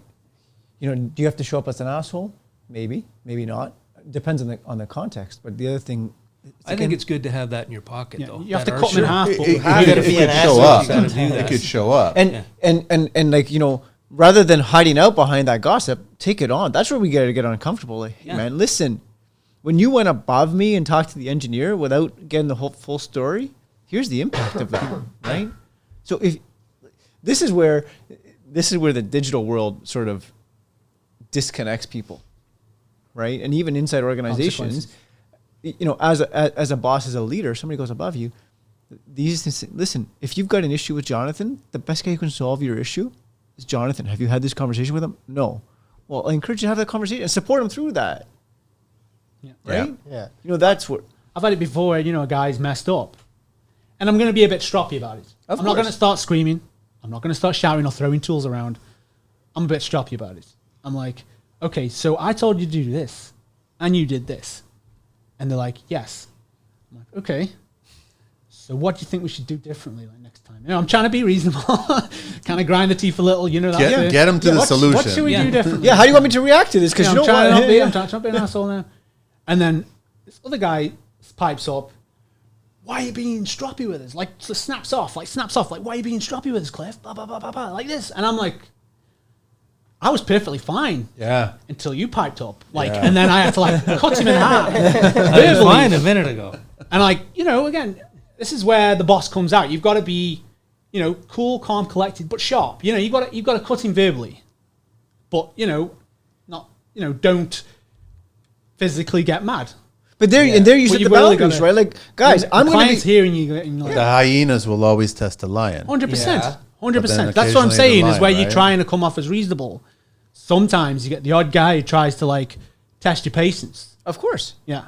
And like that's what you come across, I find anyway. I just wanted to ask. Well, that but question. then are we not, and not to stay on this, you know, wavelength so long, but then we're organically suggesting and verbally and implying here's what's on side and here's what's offside. When you push to this limit, that's the limit, man. Yeah. That's the limit. But you should show a hint of it so they understand that that person's there too. It can't just be like, I'm the nice guy, I'm going to take care of everybody, I'm going to be responsible and all this other shit. But if you're crossing the line here and you're actually trying to Oh no, I know stir some the shit. clients heard it, everything. Once you hit Yeah. that line, it was like you've just cracked the, you know, Yeah. you've gone to the other side of me now. Like I'm Yeah. trying to be, I treat everybody like I want to be treated, like I said. Yes. And there's always that guy that tries to like up alpha you, you know, he's trying to like I said, you're talking and he tries to cut you off and you're just like, and you're like, so that's your first little nudge. I'm like, I noticed that, but I'm not going to say Let it anything. go. Yeah. Yeah. And then it's like, again, like I said, I'm talking to this guy that I'm a bit upset with what he did and he did it wrong. And then this guy just like starts shouting at me. And I'm like, wait a minute. Like, you think I'm like some sort of soft link? Like, you know, this is where you say there's a line, right? This is what I'm saying. You get that line with trying to be nice to people and you try to be reasonable. And I find that over here when I've been on some of the larger construction sites, man, like, I don't know how they get away with talking to some of these guys. Like back home, that's fighting talk. Like, I've seen like a laborer foreman, and they're like, talk to these guys, like, do this, do that. And they tried that on me. And I'm like, buddy, you asked me, you don't tell me. Mm-hmm. And he's like, you're not expecting an answer back. He's like, what, we're going to talk about this? Like, buddy, like, don't. Look how you talk to me. I'll put them on the spot. Look how you talk to me right now. Yeah. Am I talking to you like that? You're shedding light. And then like over here, it's more common. I find that you get this kind of like alpha, you know, yeah, he's the foreman. Yeah. Okay. Take control, but you don't have to be an ass. Right. No, I don't find think that you a get lot- Assertiveness I find without that, being I an find that a asshole. lot. And like, Right? Yeah. back home, man, like, the guys picking shovels up and be like throwing hard hats and be like, hey, you talk to me like that, man. You know, this needs business. And here, like you say, there's no consequences. You find that. I mean, you've seen them videos of guys like throwing hard hats and like, they're the old concrete guys. Let's go. I've witnessed that before. I've seen that a couple of times, chest to chest, kind of like, you know. But are we even getting to that point peacocking because off. everyone's so sensitive about anything that's experienced or said or how Yeah. they Now they just translated quit, it? yeah, I suppose. Yeah, that's Yeah. all it is. They move I'm leaving. on, right? There's no passion, there's no fire. They don't want confrontation. I'm out. Like, you know, I've messed up, even though it's my fault. I'm out. Like, you know, there's Back no. to being uncomfortable. I tell my guys all the time, I'm not your friend. Like, you're not my friend. But you're my I'm friend. your brother, right? Right? So I'll tell them, like, you're not my friend. You're my brother. Yeah. So a brother is going to tell you what you really don't want to hear. Yeah, that's- what the real truth is. Not, hey, you know what, finish work, let's go to the bar and we'll let things go and we'll talk and, you know, have some drinks. And no. I'm not doing that with you. I think that's the kiss of death right there. Go If home. you want to party with your guys, Yes. I don't know if that's the best thing to do. No. Then more lines will be crossed on the job Yeah. site. Yes. And you see a weakness then when you get in bed Yes. intoxicated. Yes. You know, and then they kind of getting leverage on you. You know, And it's like, a look at- comfort look too, at him, right? he's- Where yeah. they'll get comfortable and they think they're someone else now because hey, I went with the boss to have some Yeah, beers. that's the thing about having I slept friends at his is like, you know, house business and friends, right? Yeah. I've Oh, had yeah. that before. Say, I used to work with my dad, and man, like when he was having a bad day, I was having a bad day. You know, it was like that. I was the, you know, because we had that line, it was crossed. You know, we're family, so he knows I ain't going to retaliate. I ain't going to Yeah. go mad, and that's the thing with the, you know, employees. You start treating them like family, take them in, like let's go for dinner, yada yada yada. And then they just start seeing like, wow, I can, you know, I can do this. I'm not going to show up that day. He's not going to shout at me. You know, he's not going to be mad. Lines.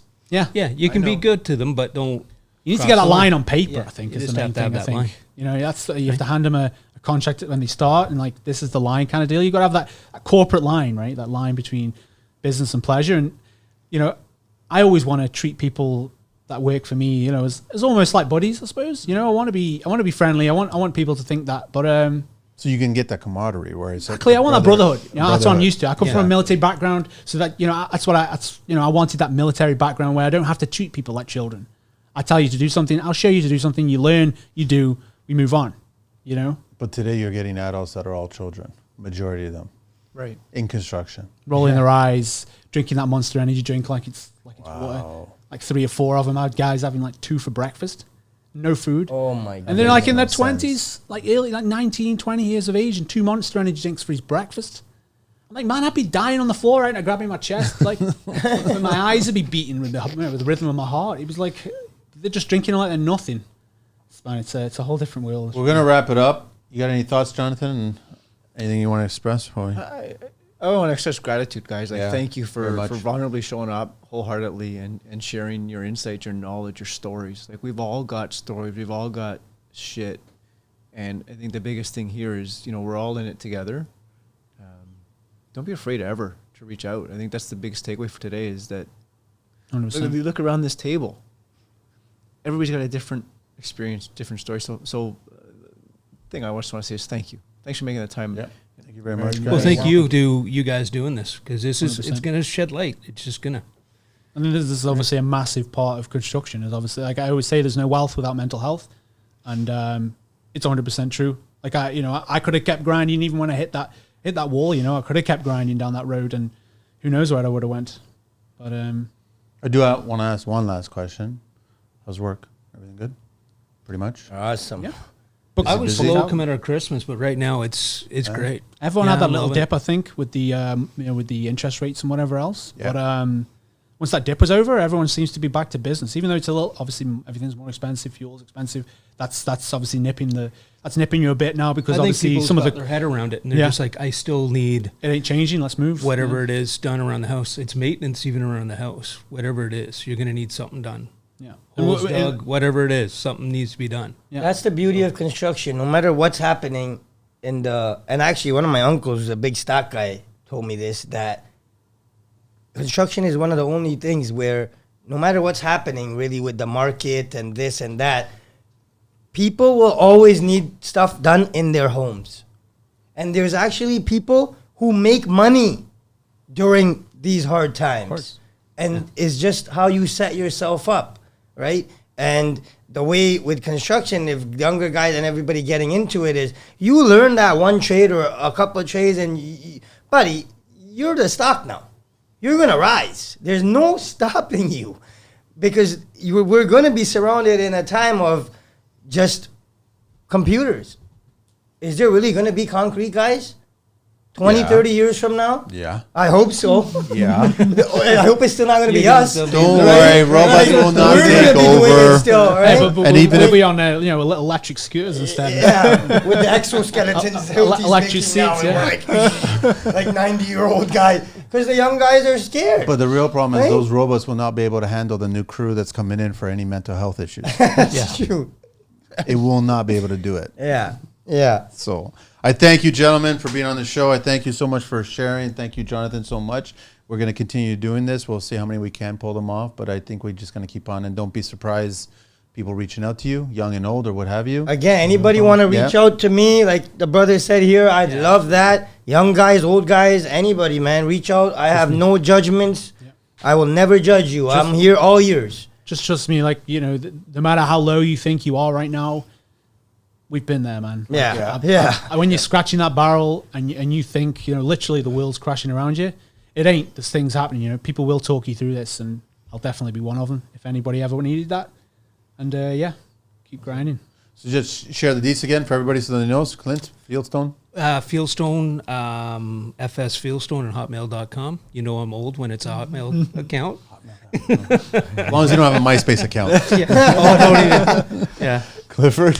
So Pegasus Underpinning on Instagram is Pegasus Underpinning and Reno. Anne is an AN and Reno. Yeah. So yeah, look us up. And then Taha Crewman Group on Instagram. My phone number is on there. Emails on there. Crewman Group at Crewman Group Inc. at gmail.com. dirt. And dirt all day. And yeah, you guys, again, feel free. Anybody, contact me. We're all ears. And then Jonathan Sinelli, you got your own podcast as well. People First, Then Construction. Well, first then You construction. can reach them in there as well. And you don't have an Instagram, do you? Yeah, you do. I do, Jonathan A. Sinelli. But you guys know how to get in touch with me. Go to jonathansinelli.com. Anyhow, thanks, Manny. Thanks, boys. Thank you very much. Angelina, Thanks so thanks, much. thanks for keeping us all together. This has been great. Man. This Thanks. has been fantastic. All right, Angelina, we're out of here.